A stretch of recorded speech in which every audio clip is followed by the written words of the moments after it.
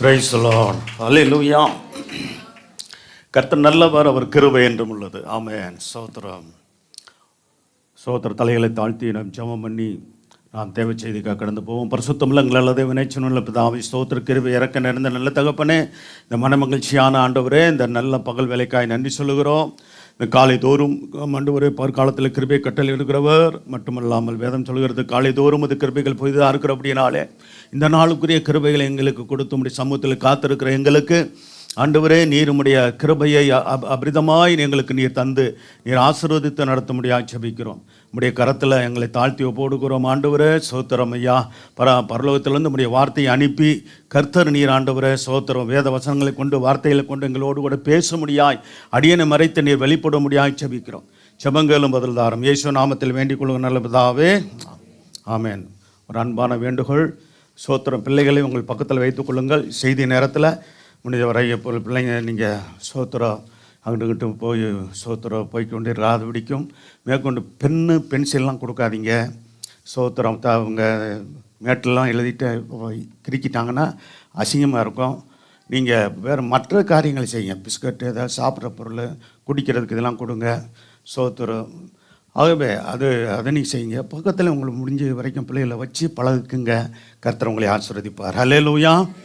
ஆமாம், சில பிள்ளைங்க இந்த சமயத்தில் கொஞ்சம் அப்படி துடுக்காத்தான் இருப்பாங்க. இப்போது அதே சமயத்தில் அவங்கள கொஞ்சம் அமைதிப்படுத்தி எப்படி அமைதிப்படுத்தணும்னு உங்களுக்கு தெரியும். நீங்கள் அதை அறிஞ்சு நீங்கள் செயல்படுங்க. ஹல்லேலூயா. ஸ்தோத்திரம். பிள்ளைகளை அவங்க பிள்ளைகளை அவங்க அருகிலே வைத்துக்கொள்ளுங்க. தயவுசெய்து பென்சிலு கொடுக்காதீங்க. இன்னொன்று பேனா அது என்னது பேப்பரையும் கொடுத்து கிறுக்க சொன்னீங்கன்னா பேப்பர்லையும் கிறுக்குங்க. சொல்லிக்கிட்டு இருக்கும்போது வேலை நடக்குது. இந்த தம்பி ஏதோ பண்ணிக்கிட்டு இருக்கிறான். சோத்திரம் ஏதாவது ஒரு இதில் கிடக்கிறான் போல் இருக்கு. சோத்திரம் அது அப்போ வேறு பேப்பரில் இருக்குனாலும் கூட பரவாயில்லையா, எங்கே கிரிக்கிடுவாங்க? அவங்களுக்கு பேப்பர் என்னென்னு தெரியுமா? அல்லது ஆமாம், ஏன்னா இது எவ்வளோ செலவு பண்ணி நம்ம இது பண்ணுறோம். இன்னொன்று என்னென்னா, மற்றதுனால நம்ம தேய்ச்சி இதுனா போயிடும். இது போயிடுமா? பால் பண்ண போமா, கிறுக்கணா போமா? போகாது. தெரியுதுல்ல? அதனால் பிள்ளைங்களை நீங்கள் கொஞ்சம் கவனமாக சொல்கிறத நீங்கள் சங்கடம் எடுத்துக்கொள்ளக்கூடாது. ஏன்னா எங்களுக்கும் பிள்ளைகள் உண்டு, பேர பிள்ளைகள் உண்டு, எல்லாம் அதில் கடந்து வந்திருக்கிறோம். நீங்கள் அது கொஞ்சம் நீங்கள் பிள்ளைகளை கொஞ்சம் நீங்கள் உங்கள் பாதுகாப்பில் நீங்கள் தகப்பன்மார் தாய் இருக்கிறீங்க, உங்கள் பக்கத்தில் நீங்கள் வைத்து கொண்டு அவங்கள கண்ட்ரோல் பண்ணி ஓரளவு நீங்கள் இது பண்ணி கொண்டு வாங்க. கொண்டு வரங்க. போக நீங்கள் பிள்ளைகள் அந்த ஒரு இதுக்குள்ள வந்துடுவாங்க. ஏதாவது விளையாடக்கூடிய சின்ன பொருட்கள் ஏதாவது இருந்துச்சுன்னா கையில் கொடுத்து சோத்திரம் சும்மா அது கையில் கொடுத்து அப்படி வாண்டு பேசாமல் வச்சு அவனுக்குள்ளே விளையாண்டுக்கிட்டு இருக்கட்டும், பரவாயில்ல. சோத்திரம் உணவுப் பொருட்கள் ஏதாவது கொடுங்க. பிஸ்கட்டோ இது பாலோ அது எது கொடுக்க வேண்டிய கொடுங்களை கொடுத்து பிள்ளைகளை தூங்குறாங்களா, தூங்கட்டும். அப்படி தூங்க வைங்க, உட்கார வைங்க, மற்ற காரியங்களை செய்யுங்க. கர்த்தர் உங்களை ஆசீர்வதிப்பார். ஸ்தோத்திரம். சரி, இந்த நாளில் ஒரு சத்தியத்தை ஒரு தலைப்பில் நாம் தியானிப்போம். கர்த்தருக்கு பயந்து வாழ்வதால் வரும் நன்மைகள். என்ன தலைப்பில் தியானிக்க போகிறோம்? கர்த்தருக்கு பயந்து வாழ்வதால் வரும் நன்மைகளை நம்ம பார்க்குறோம். ஸ்தோத்திரம் பார்க்க போகிறோம். கர்த்தருக்கு நான் பயந்து வாழ்வதால் அல்லது அஞ்சி வாழ்வதால் எனக்கு என்ன பயன் என்று நீங்கள் நினைக்கலாம். அதுக்கு தான் இன்றைக்கி பதில் கர்த்தர் நம்மோடு கூட பேச போகிறார். அந்த கேள்விகளுக்கெல்லாம் பதில் கர்த்தர் ஸ்தோத்திரம் உண்டாகட்டும். ஆனால் சில பயங்கள் இருக்குது. கர்த்தருக்கு பயப்படுங்களால் வருகிற பயத்தை பார்க்கறதுக்கு முன்பாக இன்னும் சில பயங்களை குறித்து சொல்லப்பட்டிருக்கிறது. நாம் வாசித்த நீதிமொழிகள் 29ஆம் அதிகாரம் 25ஆம் வசனத்தில் மனுஷனுக்கு பயப்படும் பயம் என்ன செய்யுமா? அவன் பார்த்தீங்களா, மனுஷருக்கு பயப்படுற பயம் என்ன செய்யுதான்? கண்ணீர் வருவிக்குது. அப்போ மனுஷருக்கு ஒரு சிலர் பாருங்கள் கடவுளுக்கு பயப்பட மாட்டாங்க. சோத்திரம் அநேகருடைய காரியம் இருக்குது. கர்த்தருக்கு பயப்படுறது, சோத்திரம் கடவுளுக்கு பயப்படுறது அப்படின்போது அதை ரெண்டாம் பட்சமாக வைப்பாங்க. மனுஷருக்கு பயப்படுவாங்க. சோத்திரம் பெற்றோர்களுக்கு பயந்து நடக்கணும்னு இருக்குது, பெரியவர்களுக்கு கீழ்ப்படிந்து நடக்கணும்னு இருக்குது. சோத்திரம் உன்னுடைய சோத்திர வேதத்தில் உன் பெற்ற தாய் தகப்பனுக்கும் சோத்திர நியாயாதிபதிக்கும் ஆசாரியனுக்கும் பயந்து நடன்னு இருக்குது. அதெல்லாம் உண்மைதான். ஆனால் கர்த்தர் ஸ்தோத்திரம் உண்டாகட்டும். கர்த்தர் நல்லவர். நீங்கள் அடுத்து நீங்கள் பார்த்தீங்கன்னா இப்போ வாசிக்கலாம். ஒன்று, மனுஷனுக்கு பயப்படுற பயம் கண்ணியை வருவிக்கிறது. அதே சமயத்தில் முதல்ல கர்த்தருக்கு மகிமை உண்டாகட்டும். பயம் எப்படி உண்டாகிடுச்சுன்னா, ஆதி தகப்பனும் தாயுமாகிய சோத்திர ஆதாம் ஏமால் பாவம் செய்த போது தான் அவர்களுக்குள்ளாக பயம் வந்தது என்று பார்க்கிறோம். ஆதி 3ஆம் அதிகாரம் 10ஆம் வசனத்தில் தேவனுடைய வார்த்தைக்கு கீழ்ப்படியாமல் விளக்கப்பட்ட கனியை புசித்த போது விளக்கப்பட்ட கனியை புசியாதே என்று ஆண்டவர் சொல்லியிருந்தார். சோத்திர ஏதேன் தோட்டத்தில் உள்ள எல்லா கனிகளையும் புசிக்கலாம், சாப்பிடக்கூடிய கனிகளை. அதே சமயத்தில் சோதர நன்மை தீமை அறியக்கூடிய கனியை புசிக்கக்கூடாது, புசிக்கும் நாளில் நீ சாகவே சாவாய் என்று சொல்லியிருந்தார். அப்போ அதையும் மீறி பிசாசனுடைய வஞ்சகத்தினாலே சோதரம் ஏமாற்றப்பட்டு அவர்கள் புசித்தபடியினாலே என்ன நடந்ததுன்னு நம்ம பார்க்கிறோம். வாசிக்கலாம். தேவருடைய சத்தத்தை தோட்டத்திலே கேட்டு நான் நிர்வாணியாய் இருப்பதினால் பயந்து என்ன செஞ்சால் ஒளிந்து கொண்டார். அவர் மட்டும் இல்லை, ஆதாம் மட்டும் இல்லை, அவர் மனைவியும் ஒளிந்து கொண்டார்கள். காரணம் என்னவென்றால் சோத்திரம் அங்கே நம்ம வாசிக்கிறோம். சோத்திரம் கர்த்தர் கேட்குறார், ஏன் நீ எங்கே இருக்கிற? அதுக்கு முன்னாடி வசனத்தை வாசிங்க. கர்த்தர் கூப்பிட்டு பார்த்தீங்களா, எப்போதுமே வரும்போதெல்லாம் அவங்க ஆண்டவர் தினமும் வந்து சோத்திரம் பகலின் குளிர்ச்சியான வேலையில் என்ன செய்வாராம்? சோத்திரம் அவர் வந்து தோட்டத்தின் நடுவில் உலாவி கொண்டு இருந்தார் என்று சொல்லப்பட்டிருக்கிறது. சோத்திரம் கர்த்தர் உலாவுகிற தேவன். ஹல்லேலூயா. நம்ம மத்தியில் இருக்கிற தேவன். சோதரி எங்கே 2-3 பேர் அவர் நாமத்தில் பயபக்தியோடு கூடி வருகிற இடத்துல அவர் இருக்கிறார். இங்கே இருக்கிறது நிச்சயம். ஹல்லேலூயா. ஆகவே கர்த்தர் சோதர் அதே சமயத்தில் நம்முடைய ஆராதனை ஸ்தலத்தில் இந்த ஜெப வீட்டில் தேவனுடைய வீட்டில் இருப்பது 100க்கு 100 உண்மை என்றாலும் நம்முடைய வீடுகளிலும் அவர் இருக்கணும். நமக்கு எல்லாற்றுக்கு மேலாக நமக்குள்ளாகவே வாசம் பண்ண விரும்புகிறவர் நமக்குள்ளாக அவர் இருப்பாராக. ஹல்லேலூயா. அவர் இருந்து நடத்த நம்ம சோதரம் எங்கே இருப்பார்? பரிசுத்தர் கூட்ட நடுவில் ஜொலித்துடன் சுத்த ஜோதியாக இருக்கிறார். ஹல்லேலூயா. பரிசுத்தராகிய நமக்குள்ளாக நம்மை தேவனுடைய ஆலயமாய் மாற்றி நமக்குள்ளாதான் ஒரு வாசம் பண்ணுகிறார். ஒன்று, நாமே தேவனுடைய ஆலயம். 2வது, கர்த்தருடைய பிள்ளைகளாய் நாமெல்லாம் கூடி வருகிற இந்த இடம் ஒரு ஆலயம் அல்லது ஜெப வீடு என்று அழைக்கப்படுகிறது. ஹல்லேலூயா. ஸ்தோத்திரம். தேவனுடைய வீடும் என்றும் அழைக்கப்படுகிறது என்று பார்க்கிறோம். அப்போ பாவத்தினாலே பயம். ஸ்தோத்திரம். முதல்ல எதனால் பயம் வந்துச்சு அப்படின்னா பாவத்தினாலே பயம். அப்போ சோத்திரம் பாவம் செய்ததுனால தேவனுக்கு முன்பாக நிற்க தைரியம் இல்லை, பயம் வந்தது ஆதாமுக்கும் ஏவாளுக்கும் என்று பார்க்கிறோம்.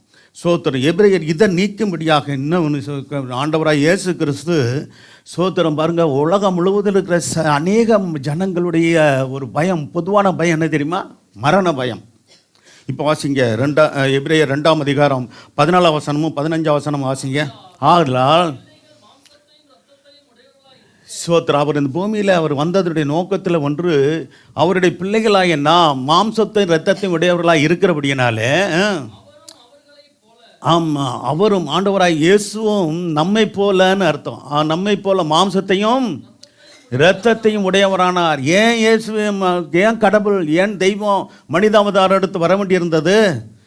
ஏன் அவர் சோத்திரம் நம்மை போல சோத்திரம் ஒரு மனுஷனாக மனுஷியாக சோத்திரம் இந்த உலகத்தில் சோத்திரம் ஏன் அவர் பிறந்தார்? மனுஷியில் அவர் மனுஷனாக பிறந்தார். சோத்திரம் ஆணாகத்தான் பிறந்தார் என்று நம்ம அறிந்திருக்கிறோம். கர்த்தர் சோத்திரம் உண்டாகட்டும். அப்போ எல்லோரும் சொல்லுவாங்க, எதுக்குங்க கடவுள் எதுக்குங்க மனுஷனாக பிறக்கணும் அப்படின்னா, இங்கே அதுக்குரிய பதில் பல காரியங்கள் இருக்குது. அதில் இது ஒன்று என்னன்னா, பிள்ளைகளாகினா மாம்சத்தையும் இரத்தத்தையும் உடையவர்களாக இருக்கிறபடினாலே ஆண்டவராக இயேசுவும் நம்மை போல மாம்சத்தை இரத்தத்தை உடையவரானார். கீழே உள்ள வசனம் முக்கியம். அடுத்து வாசிங்க. மரணத்துக்கு யார்? மரணத்துக்கு அதிகாரியா முதல்ல இருந்தது யார்? மரணத்துக்கு அதிகாரியாகிய பிசாசானவனை தமது மரணத்தினாலே அழிக்கும்படிக்கும். நல்ல கவனிங்க. மரணத்துக்கு அதிகாரியாக எப்படி பிசாசம் மாறினான் அப்படின்னா, நம்ம வாசித்தோமே, ஆதாம் ஏவாளும் பாவம் செய்தபடினாலே கர்த்தர் சோத்திரம் உண்டாகட்டும், அந்த அவர்களுக்கு இருந்த தேவன் கொடுத்த 7 ஆசீர்வாதங்கள் அவரிடத்திலிருந்து போய்விட்டபடினாலே கர்த்தர் சோத்திரம் உண்டாகட்டும். என்ன உண்டாயிருச்சுன்னா, சோத்திரம் மரணத்துக்கு அதிகாரியாக பிசாசு மாறி போனான். கர்த்தர் சோத்திரம் ஜீவனையும் மரணத்தையும் சோத்திரம் உள்ள அதிகாரி யாருன்னா கர்த்தர் தான், தேவன் தான், உண்டாக்கினவர் தான், சிருஷ்டி கர்த்தர் தான். அப்போ இது மரணத்துக்கு அதிகாரியாகி பிசாசானவனை ஆண்டவர் என்ன செஞ்சாரா? மரணத்தினாலே அழித்தார். சோத்திரம். கல்வாரி சிலுவையில் அவர் மரித்த போது சோத்திரம் அவனுடைய அதிகாரங்கள் எல்லாம் உரிந்து கொண்டார். ஹல்லேலூயா. சோத்திரம். அதை குறித்து கொலோசியர் புத்தகத்தில் அருமையாக சொல்லப்பட்டிருக்கிறதை நாம் வாசிக்கலாம். சரி, இது வாசிக்கலாம். அடுத்து 15 வசனம், எபிரேயர் 2ஆம் அதிகாரம் 15 வசனம். நல்ல கவனிங்க. எப்படி என்ன செய்கிறாங்கன்னா, பொதுவாக மனுஷருடைய காரியங்கள், ரட்சிக்கப்படாத ஜனங்கள் மத்தியில் இந்த பொதுவாக அந்த ஒரு காரியங்கள் இருக்கிறது. ஜீவகாலமெல்லாம் உயிரோடு இருக்க காலமெல்லாம் ஒரு சில காரியங்களை பார்க்கும்போது கேட்கும்போது மரண பயம் உண்டாகிறது மனுஷர்களுக்குள்ளாகும். கர்த்தர் சோத்திரம் உண்டாகட்டும். மரண பயத்தினாலே அடிமைத்தனத்துக்குள்ளானவர்கள் யாவரையும் விடுதலையாக்கும்படிக்கு அப்படியானார். மரண பயம் மனுஷரை ஆட்கொள்கிறது. வியாதி வரும்போது, குறிப்பாக வயது அதிகமாகும் போது, முதிர் வயதில் மரணம் வரும் என்று எதிர்பார்க்கிறாங்க. மரணம் வந்துடும் என்று பயப்படுகிறார்கள். கர்த்தர் சோத்திரம் உண்டா அப்படிலாம் இருக்கிறதை பார்க்குறோம். அப்போ இப்படிப்பட்ட பயங்கள், சில பயங்கள் இருந்தாலும் கர்த்தருக்கு பயப்படுகிற பயத்தினாலே நமக்கு எப்படிப்பட்ட ஆசீர்வாதங்கள் வருகிறது என்பதை தியானிக்க இருக்கிறோம். அல்லேலூயா. கர்த்தருக்கு பயப்படுகிற பயம் நமக்கு இருக்கும்போது தீமையை விட்டு விலகுவோம். இதெல்லாம் சரி, சில காரியங்களை நம்ம பார்க்கலாம். சோத்திரம். முதல்ல எல்லாரும் விரும்புகிறது என்னது? ஆசீர்வாதமும் செழிப்பும் விரும்புகிறோம்ல. ஆசீர்வாதமும் செழிப்பும் வேணும்னா நம்முடைய வாழ்க்கையில் நாம் செய்ய வேண்டியது தேவனுக்கு பயந்து வாழணும். அல்லேலூயா. கர்த்தருக்கு பயந்து ஜீவிக்கிற ஒரு அனுபவம் நமக்கு இருக்கணும். அப்போ தான் சோத்திரம். சங்கீதம் 128ஆம் அதிகாரத்தில் 1-4 வசனத்தை வாசித்தா ஒரு குடும்பத்துக்கு, ஒரு கர்த்தருக்கு பயப்படுகிற ஒரு மனுஷனுக்கு, மனுஷிக்கு, பெற்றோர்களுக்கு, பிள்ளைகளுக்கு, முழு குடும்பமும் அப்படி இருக்கணும். தேவனுக்கு பயந்து பெற்றோர்கள் வாழும்போது பிள்ளைகளும் வாழ்வாங்க. பெற்றோர்கள் வாழாதனால தான் பிள்ளைகள் வாழ்கிறதில்ல. பெற்றோர்கள் சாட்சியாய் வாழாதனால பிள்ளைகள் வாழ முடியாமல் போயிடுறாங்க. சோத்திரம். ஆகவே கர்த்தருடைய பிள்ளைங்க சோத்திரம். இதுதான் உண்மை.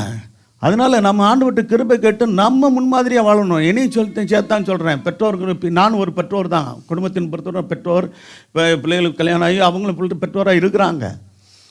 இது சோத்திரம் தலைமுறையாக வரணும். கர்த்தருக்கு பயப்படுற பயத்தில் நம்ம வளர்ந்து பிள்ளைகளை வளர்த்து இப்போ பிள்ளைகளுக்கு உருவாக்கி அவங்க பிள்ளைங்க கல்யாணம் ஆகி அவங்க பிள்ளைங்க சோத்திரம் பேர பிள்ளைங்க கர்த்தர்கள் வளர நம்ம நடத்தணும். அல்லேலூயா. பயத்தில், தேவ பயத்தில் வளர்க்கணும். தெய்வ பயத்தில் வளர்த்தா தான் அவர்கள் தீமையை விட்டு விலகுவார்கள், பாவத்தை விட்டு விலகி ஜீவிப்பார்கள். வசனத்தின்படி சொல்லி 128ஆம் அதிகாரம் 1-4 வசனம். கர்த்தருக்கு பயந்து எவனோ அல்லது எவளோ அல்லது எவர்களோ சோத்திரம் அவர்கள் பாக்கியவான்கள், பாக்கியவதிகள். வாசிக்கலாம். ஆமாம், சோத்திரம் பாருங்க. நம்முடைய கைகளின் பிரயாசத்தை அப்பொழுது தான் சாப்பிட முடியும். ஏன்னா சில பேர் கைகளின் பிரயாசத்தை வேற யாரும் சாப்பிட்டுட்டு போவாங்க. சோத்திரம். அப்படிலாம் இருக்குது. அப்போ நம்மளுக்கு உங்களுடைய கையின் பிரயாசம் நீங்கள் சாப்பிடுங்க, உங்கள் குடும்பத்தார் சாப்பிடட்டும். தேவனுக்குரிய பங்கை தேவனுக்கு கொடுங்க. சோத்திரம். ஆண்டவர் சொன்னார் சோத்திரம். ஆமாம், சோத்திரம். கர்த்தருக்கு தேவனுக்குரியதை தேவனுக்கு கொடுங்கள், ராயனுக்குரியதை ராயனுக்கு கொடுங்கள், உங்களுக்குரியதை நீங்கள் வச்சுக்கொள்ளுங்க அப்படின்னு தான் இருக்குது. சோத்திரம். மூன்றாவதாக சோத்திரம். இதெல்லாம் ஒரு தேசத்தின் ஒழுங்கு, ஒரு தேவன் வைத்திருக்கிற, தேவனுடைய பிள்ளைகளுக்கு வைத்திருக்கிற ஒரு காரியங்கள். உன் கைகளும் பிரயாசத்தை நீ சாப்பிடுவாய், உனக்கு பாக்கியமும் நன்மை உண்டாயிருக்கும். பாருங்க, அந்த கர்த்தருக்கு பயப்படுற குடும்பத்தாருக்கு உள்ள ஆசீர்வாதம் இது. ஆமாம், சோத்திரம். அந்த குடும்ப தலைவரும் குடும்ப தலைவியும் பிள்ளைகளும் எப்படி இருப்பாங்களாம்? உன் மனைவியும் வீட்டுவரங்களையே கனிதரும் திராட்சை கொடியை போல் இருப்பாள். உன் பிள்ளைகள் என்ன செய்வாங்க? ஆமாம், சோத்திரம். நம்முடைய நம்ம சொன்மாரு கூட இருப்பாங்க, நமக்கு கீழ்ப்படிஞ்சு நடப்பாங்க. நம்முடைய சோத்திரம் நாம் காற்ற வழியில் நடக்கணும்னா சோத்திரம் பிள்ளை வசனத்தின்படி இருக்கணுமே. ஒளிமர கன்றுகளும் நம்மளை சுற்றி இருக்கிறாங்களா? சோத்திரம். உங்களோட இருக்கணும். நீங்கள் ஆராதனைக்கு வரும்போது உங்களோடு கூட அவங்களும் வரணும். வர்றாங்களா? வர முடியுதா? கூப்பிட்டா கீழ்ப்படுறாங்களா? சோத்திரம். அது பார்க்கணும். சோத்திரம். நீங்கள் எந்த விதத்தில் கர்த்தருக்கு கீழ்ப்படுகிறீர்களோ அதை பொறுத்து தான் பிள்ளைகள் உங்களுக்கு கீழ்ப்படுகிறதுல இருக்கிறது. அல்லேலூயா. சத்தியத்தை நான் சொல்லிடுறேன். கர்த்தர் சோத்திரம் உண்டாகட்டும். அப்போ உன் மனைவியின் வீட்டோரங்களில் கனிதர திராட்சை கொடியை போல் இருப்பால், உன் பிள்ளைகள் உன் பந்தியை சுற்றி ஒளிமர கன்றுகளைப் போல இருப்பார்கள். அடுத்த இதோ கர்த்தருக்கு பயப்படுகிற மனுஷன். சரி, போதும். இன்னும் மீதி இருக்கிற வசனங்களும் பாருங்கள். கர்த்தருக்கு பயப்படுகிற மனுஷனுக்கு வருகிற ஆசீர்வாதத்தை தான் குறிக்குது. சரி, கர்த்தர் சோத்திரம். அடுத்து அப்போ அப்படி சொல்லிட்டு அடுத்து பார்த்தீங்கன்னா நீதிமொழி 22:4 வாசிங்க. என்ன சில வசனங்களை வாசிங்க. நீதிமொழி 22ஆம் அதிகாரம் 4ஆம் வசனம். தாழ்மைக்கும். நல்ல கவனிங்க. தாழ்மையாய் வாழ கர்த்தருடைய பிள்ளைங்கள் பெரியவர்களாக இருக்கட்டும், எவ்வளோதான் இருந்தாலும் சோத்திரம் தம்மா. தேவனுக்கு மேலே பெரியவர் யார்? அது அமைதி தம்பி, அப்படியே உட்கார வைங்க, அமைதிப்படுத்துங்க. சோத்திரம். தாழ்மைக்கும் பாருங்க, தாழ்மை உள்ளவர்களை கர்த்தர் என்ன செய்கிறாரு? உயர்த்துகிறார். தாழ்மைக்கும் கர்த்தருக்கு பயப்படுதலுக்கும் வரும் பலன் என்னவா? ஐஸ்வர்யமும் மகிமையும் ஜீவனுமாம். அல்லேலூயா, சோத்திரம். கர்த்தர் முன்பாக தாழ்மைப்படணும், பெரியவர்கள் முன்பாக தாழ்மைப்படணும், பெற்றோர்கள் முன்பாக தாழ்மையாக நடக்கணும். சோத்திரம். உலக பிரகாரமாக அதிகாரிகளுக்கு முன்பாக தாழ்மையாக நடக்க தெரியுதில்ல? ஏன்னா சோத்திரம், வேலை கொடுக்குற முதலாளியாக இருக்கட்டும், சோத்திரம் ஒரு அதிகாரியாக இருக்கட்டும், தாழ்மையாக நடக்கணும்னு சொல்லாமலே தெரியுது. ஏன்னா சோத்திரம் வேலை கொடுக்குறாரு, சம்பாத்தியம் கொடுக்குறாருன்னு. அதே சமயத்தில் இதற்கெல்லாம் காரணமாக இருக்கிற கர்த்தருக்கு முன்பாக தாழ்மையாக இருக்கணும். அல்லேலூயா, சோத்திரம். தாழ்மைக்கும் அது ஆரம்பிக்கும் போதே தாழ்மை அடுத்தது என்னதான்? இது ரெண்டும் ஒன்றொன்று சம்மந்தப்பட்டது. கர்த்தருக்கு பயப்படுத்தல் வரும் பலன் 3 காரியம். ஐஸ்வர்யம் கிடைக்கும், வசனத்தின்படி வாழ்ந்தால் தான் கிடைக்கும். நல்லா கவனிங்க, சோத்திரம். வசனத்தின்படி நானும் வாழணும், நீங்கள் வாழணும். அப்போ தான் எனக்கு அது வாய்க்கும், உங்களுக்கும் வாய்க்கும். சோத்திரம். பலன் ஐஸ்வர்யமும் ஒன்று. ஐஸ்வர்யம் அடுத்தனது மகிமை, அடுத்தனது ஜீவனமாம் என்று சொல்லப்பட்டிருக்கிறது. யாத்திராகமம் 1ஆம் அதிகாரம் 21 வசனத்தை வாசிக்கிறோம். அங்கே அந்நிய தேசத்தில் எகிப்தில் கர்த்தர் மருத்துவச்சிகள் என்ன பண்ணாங்களா? ஆமாம், தேவனுக்கு பயந்து நடந்தாங்களாம். ராஜாவுடைய கட்டளை என்ன? சோத்திரம். பெண் பிள்ளையாக இருந்தால் உயிரோட வச்சுக்கிட்டோம், ஆண் பிள்ளையாக இருந்தால் என்ன செஞ்சிடணும்? கொண்டு வரணும்னு சொல்லி ஆர்டர் போட்டான். ஆனால் மருத்துவச்சிகள் தேவனுக்கு பயந்ததுனால ஆண் பிள்ளைகளை கூட என்ன பண்ணாங்களா? காப்பாற்றினாங்களாம். பார்த்தீங்களா? இன்றைக்கி உலகத்தினுடைய சட்ட திட்டங்கள்லாம் பார்க்கும்போது, சட்டத்திட்டங்கன்னு பொதுவான சட்டத்திட்டங்களுக்கு நம்ம கீழ்ப்படியணும். தேசத்துடைய சட்டங்களுக்கு சோத்திரம் அரசியல் நிர்ணய சட்டம்னு எழுதியிருக்கு. அதுக்கெல்லாம் நான் கண்டிப்பாக நான் கீழ்ப்படி தான் வாங்கினோம். ஆனால் தேவனுக்கு விரோதமாய், சத்தியத்துக்கு விரோதமாய் சோத்திரம் சொல்லப்படுகிற பண்ணுகிற காரியங்களுக்கு நாம் எப்படி செவி கொடுக்க முடியும்? அந்த சோத்திரம். இப்போ ஒரு பாருங்கள், ஒரு ராஜா சொல்லிட்டான்றதுக்காக அந்த பிள்ளைகளாம் கொண்டு இருந்தாங்கன்னா தேவனுக்கு முன்பாக அவர்கள் குற்றவாளியாக இருந்திருப்பாங்க. நல்லா கவனிங்க. அந்த மருத்துவ வச்சிங்க 2 பேர், அவங்க பேரை கூட ஆவியானவர் போட்டிருக்கிறாரு. பாருங்கள், தேவனுக்கு பயந்ததுனால. நல்லா கவனிக்கணும். சும்மா நாம் தேவனுக்கு பயந்து நடந்தோம்னா நம்ம பேர் ரட்சிக்கப்படும் போதே நம்முடைய பேர் ஜீவ புஸ்தகத்தில் எழுதப்படுகிறது. உண்மை தானே? ஆமாம். இன்னும் அடுத்து சொல்லப்படுகிறது, ஆட்டுக்குட்டியான ஜீவ புஸ்தகத்தில் நம்ம பேர் எழுதப்படணும். அது அபிஷேகத்தை பெறும்போது. சோத்திரம். இன்னும் சொல்ல போனால் ஞாபக புஸ்தகத்தில் நம்முடைய கிரியைகள் எல்லாம், நம்முடைய செயல்பாடுகள் இந்த பூமியில் எப்படி தேவனுக்கு பயந்து செயல்படுகிறோம் என்பதெல்லாம் கணக்கில் வச்சுருக்காரு. என்னையும் கணக்கில் வச்சுருக்காரு, உங்களையும் கணக்கில் வச்சுருக்காரு கர்த்தர். அல்லேலூயா. 5 வகையான புத்தகங்கள் இருக்குது வேதத்தில். ஒருவரும் தப்பிக்க முடியாது. தேவனுக்கு பயந்து நடக்கணும். அல்லேலூயா. நானும் தப்பிக்க முடியாது, நீங்களும் தப்பிக்க. என்னையும் சேர்த்து தான் சொல்கிறேன். சத்தியம் எல்லாருக்கும் பொது தானே. வாசிக்கலாம். மருத்துவச்சிகள் தேவனுக்கு பயந்ததினால் அவருடைய குடும்பங்கள் என்ன செஞ்சாரா? தலைக்கு முடி. கர்த்தருக்கு பயந்து வாழ்ந்தா என்னுடைய குடும்பம், உங்களுடைய குடும்பம் தலைக்குங்க. அல்லேலூயா. சரி, இவங்க என்ன செஞ்சாங்களா? அவங்களுடைய பேரை கர்த்தர் ஆவியானவர் எழுதி வச்சிருக்காரு பாருங்க. சிப்புரா பூவால் என்ற. சரி, அவங்கள வாசிக்கலாம் அந்த வசனத்தை. கூப்பிட்டு 2 பேரை கூப்பிட்றான். சிப்புரால் பூராலையும் என்னது பூவாலா என்ன 2 பேரும் வாங்க. அவங்க மருத்துவம் அருமையாக மருத்துவம் பார்க்குறவங்களாம். சோத்திரம். வாசிங்க. பேசி என்ன சொல்கிறாங்க? நீங்கள் மருத்துவம் செய்யும் போதுனா அந்த பிரசவம் பார்க்குற டயத்துக்குலாம் இப்போ பார்க்கும்போது அவர் பாருங்க, பிரசவ நேரத்தில் அவங்க பிரசவத்துக்காக காத்திருக்கும்போது என்ன செய்யணுமா? ராஜா என்ன மாதிரி பாருங்க, அவன் பிசாசுக்கு அடையாளம். யார்? எகிப்திய ராஜா பார்வோன் பிசாசுக்கு அடையாளம், சாத்தானுக்கு அடையாளம். சோத்திரம். வாசிக்கலாம். ஆண் பிள்ளையானா கொண்டு போடணும். ஏன்னா ஆண் பிள்ளை மூலம் தானே ஜனம் விருத்தி ஆகும். வெறும் பெண்கள் மட்டும் இருந்தால் ஜனம் விருத்தி ஆக முடியுமா? சோத்திரம். மக்கள் தொகை விருத்தி ஆகுமா? இருக்காதுல்ல. அப்போ பாருங்க. அப்போ சோத்திரம். அப்போ என்ன மன வித்தியானம் என்ன செய்யணும்? பிள்ளைகள் கல்யாணம் ஆகணும்னா யாருக்கு கல்யாணம் பண்ணி கொடுக்கணும்? ஏப்தியனுக்கு தானே கல்யாணம் பண்ணி கொடுக்கணும். அவனுடைய தந்திரம் பற்றிகளா? சோத்திரம். வாசிக்கலாம். பெண் பிள்ளையானா உயிரோடு இருக்கட்டும் என்றான். பாருங்க அடுத்த வசனம். பயந்ததினால் ஏப்தின் ராஜா தங்களுக்கு இட்ட கட்டளைப்படி செய்யாமல் என்ன செஞ்சாங்க? ஆண் பிள்ளைகளை உயிரோடு காப்பாற்றினார்கள். அப்போனா என்ன தைரியம் தெரியுமா? சத்தாலும் சாகுறையா, தேவனுக்கு நாங்கள் கீழே நாங்கள் பயந்து தான் நடக்கணும். ஆமாம், இன்னைக்கு இவ்வளோ பூமியில் வாழ்கிற வாழ்க்கைக்காக ஆமாம் நித்திய வாழ்க்கையை நான் இழந்து போக மாட்டேன். அல்லேலூயா. இந்த உணர்வு இருந்துச்சு, நமக்கு இருக்குதா? நல்லா கவனிங்க. அந்த பூமிக்குரிய வாழ்க்கைக்காக நித்திய வாழ்க்கையை நம்ம இழந்து போகாதபடிக்கு இந்த பூமிக்குரிய வாழ்க்கையை காட்டிலும் நாம் நித்திய வாழ்க்கையின் மேல் அக்கறை உள்ளவர்களாக இருக்கணும். அல்லேலூயா. இன்றைக்கி நிறைய பேருக்கு பூமிக்குரிய வாழ்க்கை தான், ரசிக்கப்பட்டவங்களுக்கு கூட பூமிக்குரிய வாழ்க்கையில் மேலே தான் அக்கறை அதிகமாக இருக்குது. சோத்திரம். பூமிக்குரிய வாழ்க்கை நமக்கு தேவைதாங்க, கர்த்தர் வச்சிருக்கிறாரு. ஆனால் எது முக்கியம்னு பாருங்கள் எபேசியர் புத்தகத்தில் சொல்லப்பட்டிருக்கிறது 1ஆம் அதிகாரத்தில், அவர் ஆவிக்குரிய சகல ஆசீர்வாதத்தினாலும் நம்மை ஆசீர்வதித்திருக்கிறார். பூமிக்குரிய ஆசீர்வாதத்தை கொடுத்து வேதம் முக்கியமாக சொல்லப்படலை, அது 2ஆம் பட்சம். முதல் ஆசீர்வாதம் எது தான்? நமக்கு தேவனுடைய ஜனங்களுக்கு, சத்தியத்தை கை கொள்கிறவர்களுக்கு, இன்னும் கர்த்தருக்கு பயப்படுகிறவர்களுக்குள்ள முதல் ஆசீர்வாதம் எதுதான்? முக்கியமான ஆசீர்வாதம். அடுத்து 2வது அதோடு கூட்டி கொடுப்பா, நீங்கள் தேவனுடைய ராஜ்யத்தையும் அவருடைய நீதியை தேடுங்கள், அப்பொழுது மற்றவெல்லாம் கூட கொடுக்கப்படும்னா சோத்திர பூமிக்குரிய ஆசீர்வாதத்தையும் சேர்த்து தருவேன்னு அர்த்தம். முதல் ஆசீர்வாதம் ஆவிக்குரிய ஆசீர்வாதம், 2வது ஆசீர்வாதம் தான் பூமிக்குரிய ஆசீர்வாதம். ஆவிக்குரிய ஆசீர்வாதத்து மேலே நம்ம அக்கறை விழுந்துட்டு அது மேலே நம்ம கவனம் செலுத்தோமானால் பூமிக்குரிய ஆசீர்வாதத்தையும் சேர்த்தே கர்த்தர் தருவார். அல்லேலூயா. இதுதான் சத்தியம். ஆனால் நமக்கு நமக்கு ஆவிக்குரிய ஆசீர்வாதத்து மேலே அக்கறை இல்லை, பெரும்பாலருக்கு அக்கறை இல்லை. பூமிக்குரிய ஆசீர்வாதம் அப்படி தான் சில பேர் ஊழியக்காரனே அப்படி தான் கற்றுக் கொடுக்குறான்.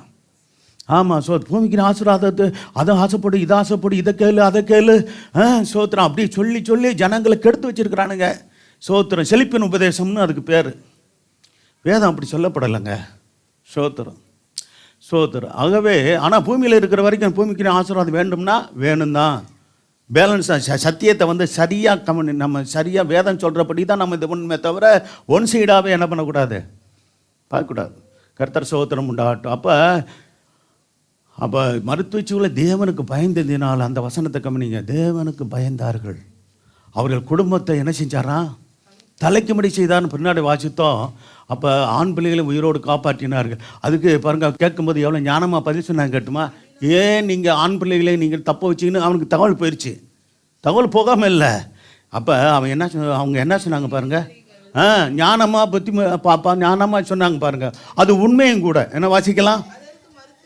அதற்கு மருத்துவச்சிகள் தம்பியை உட்கார வைங்க, தயவுசெய்து உட்கார வைங்க. உட்கார வச்சு ஏதாவது அமைதிப்படுத்தி சோத்திரம். அப்போ தம்பியை போய் உட்கார்றா. சரி வாசிங்க. எபிரேய ஸ்திரீகள் பார்த்தீங்களா? உண்மை அது. இவங்க நல்ல உழைப்பாளிங்க. சோத்திரம். நல்ல பலமுள்ளவர்கள். பாருங்க, ஆண்களை போல பெண்களும் நல்ல உழைப்பாளிகளாக இருந்திருக்கிறாங்க. மருத்துவச்சிகளை தேவனுக்கு என்னப்பா அந்த வசனத்தை போடுப்பா. இந்த அடுத்த வசனம் என்ன வசனம்? 19ஆம் வசனம். அதற்கு மருத்துவச்சிகள் பார்வனை நோக்கி, எபிரேய ஸ்திரீகள் எகிப்திய ஸ்திரீகளை போல அல்ல. உண்மை அது. இன்னும் அவர்கள் என்ன செய்வாங்களா? எப்படிப்பட்டவங்களா? யார்? எபிரேய ஸ்திரீகள் நல்ல பலமுள்ளவர்கள், அது உண்மை. மருத்துவச்சி போகும் முன்னே அவர்கள் பிரவேசித்தாகும் என்றார்கள். சோத்திரம். ஆமாம். இப்போ தாங்க இப்போ என்னது சோத்திரம். இப்போ ஆஸ்பத்திரியில் கொண்டு போய் எனக்கு இந்த ஜெனரேஷன் பொதுவாக யாருமே வீட்டில் டெலிவரி பார்க்குறதில்ல, ஆஸ்பத்திரி கொண்டு போய் பார்க்குறாங்க. இன்னும் சில இடங்களில் கிராமங்களில் பார்த்திங்கன்னா அனுபவம் இல்லை. அந்த இது சோத்திரம் டெலிவரி பார்க்குற அந்த வயதான அம்மாமார்கள் தான் அந்த நேரத்தில். சோத்திரம்.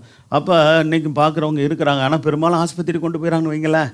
சோத்திரம். சரி, அப்படியே எதுவாக இருந்தாலும் ஒரு காலத்தில் எங்கேயுமே ஆஸ்பத்திரியில் கொண்டு போகிறதில்ல. சோத்திரம். நாங்கள்லாம் வீட்டில் பிறந்த ஆளுங்க தான். எங்கள் வீட்டில் அல்லேலூயா.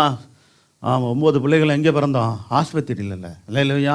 அப்படி சொல்லப்போனால் நீங்களும் கூட சொல்லுவீங்க, நாங்களும் கூட அப்படி.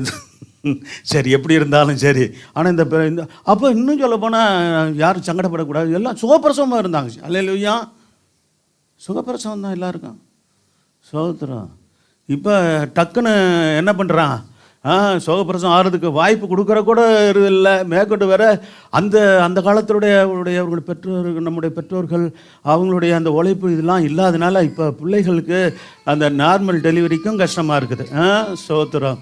அதனால் சரி எப்படியோ நல்லபடியாக இப்போ பிறக்கட்டும் அப்படின்ட்டு இப்போ சோத்திரம். எப்படியோ குழந்தை நல்லபடியாக பிறந்தால் போதும் அப்படின்னு நினச்சி நம்ம எதோ அனுமதி சோத்திரம் சிசரியன் கூட பண்ணிடுறாங்களே வைங்களேன். சோத்திரம். ஆனாலும் கூட சரி, இதெல்லாம் அந்த காலத்துலலாம் இதெல்லாம் கிடையாது. என்னது இங்கிலீஷ் மருத்துவம் இருந்துச்சா? இல்லை. அப்போ பாருங்கள், நார்மல் டெலிவரிக்காகவே சோதரம் அந்த பிரசவம் பார்க்குறதுக்குன்னு ஆளுகள் இருந்திருக்கிறாங்க. பெண்கள் தான் அன்னைக்கு எல்லாருமே. சோதரம். சரி, அப்போ அங்கே சொல்லும்போது மருத்துவச்சிகள் பார்வனை நோக்கி இப்ரேசரிகள் எப்தேசரிகள் போல அல்ல, அவர்கள் நல்ல பலமுள்ளவர்கள், மருத்துவச்சிகள் அவர்களது போகமுன்னே அவர்கள் பிரசித்தாகும் என்றார்கள். சோத்திரம். பார்த்தீங்களா? சரி, அது சரி போதும். அது பிறகு தான் பார்க்குறோம். அதனால என்ன செஞ்சாராம்? அவருடைய குடும்பங்களே தலைக்கு செய்தாராம். யார்? மருத்துவச்சிகளுடைய குடும்பங்களே தலைக்கு செய்தார் என்று வேதம் சொல்கிறதே. சோத்திரம். சரி, அடுத்து கர்த்தருக்கு சோத்திரம் உண்டாகட்டும். இன்னொரு வசனம் வாசிங்க. சங்கீதம் 31 அதிகாரம் 19 வசனத்தை வாசிங்க. சங்கீதம். உமக்கு பயந்தவர்களுக்கும் உம்மை நம்புகிறவர்களுக்கும்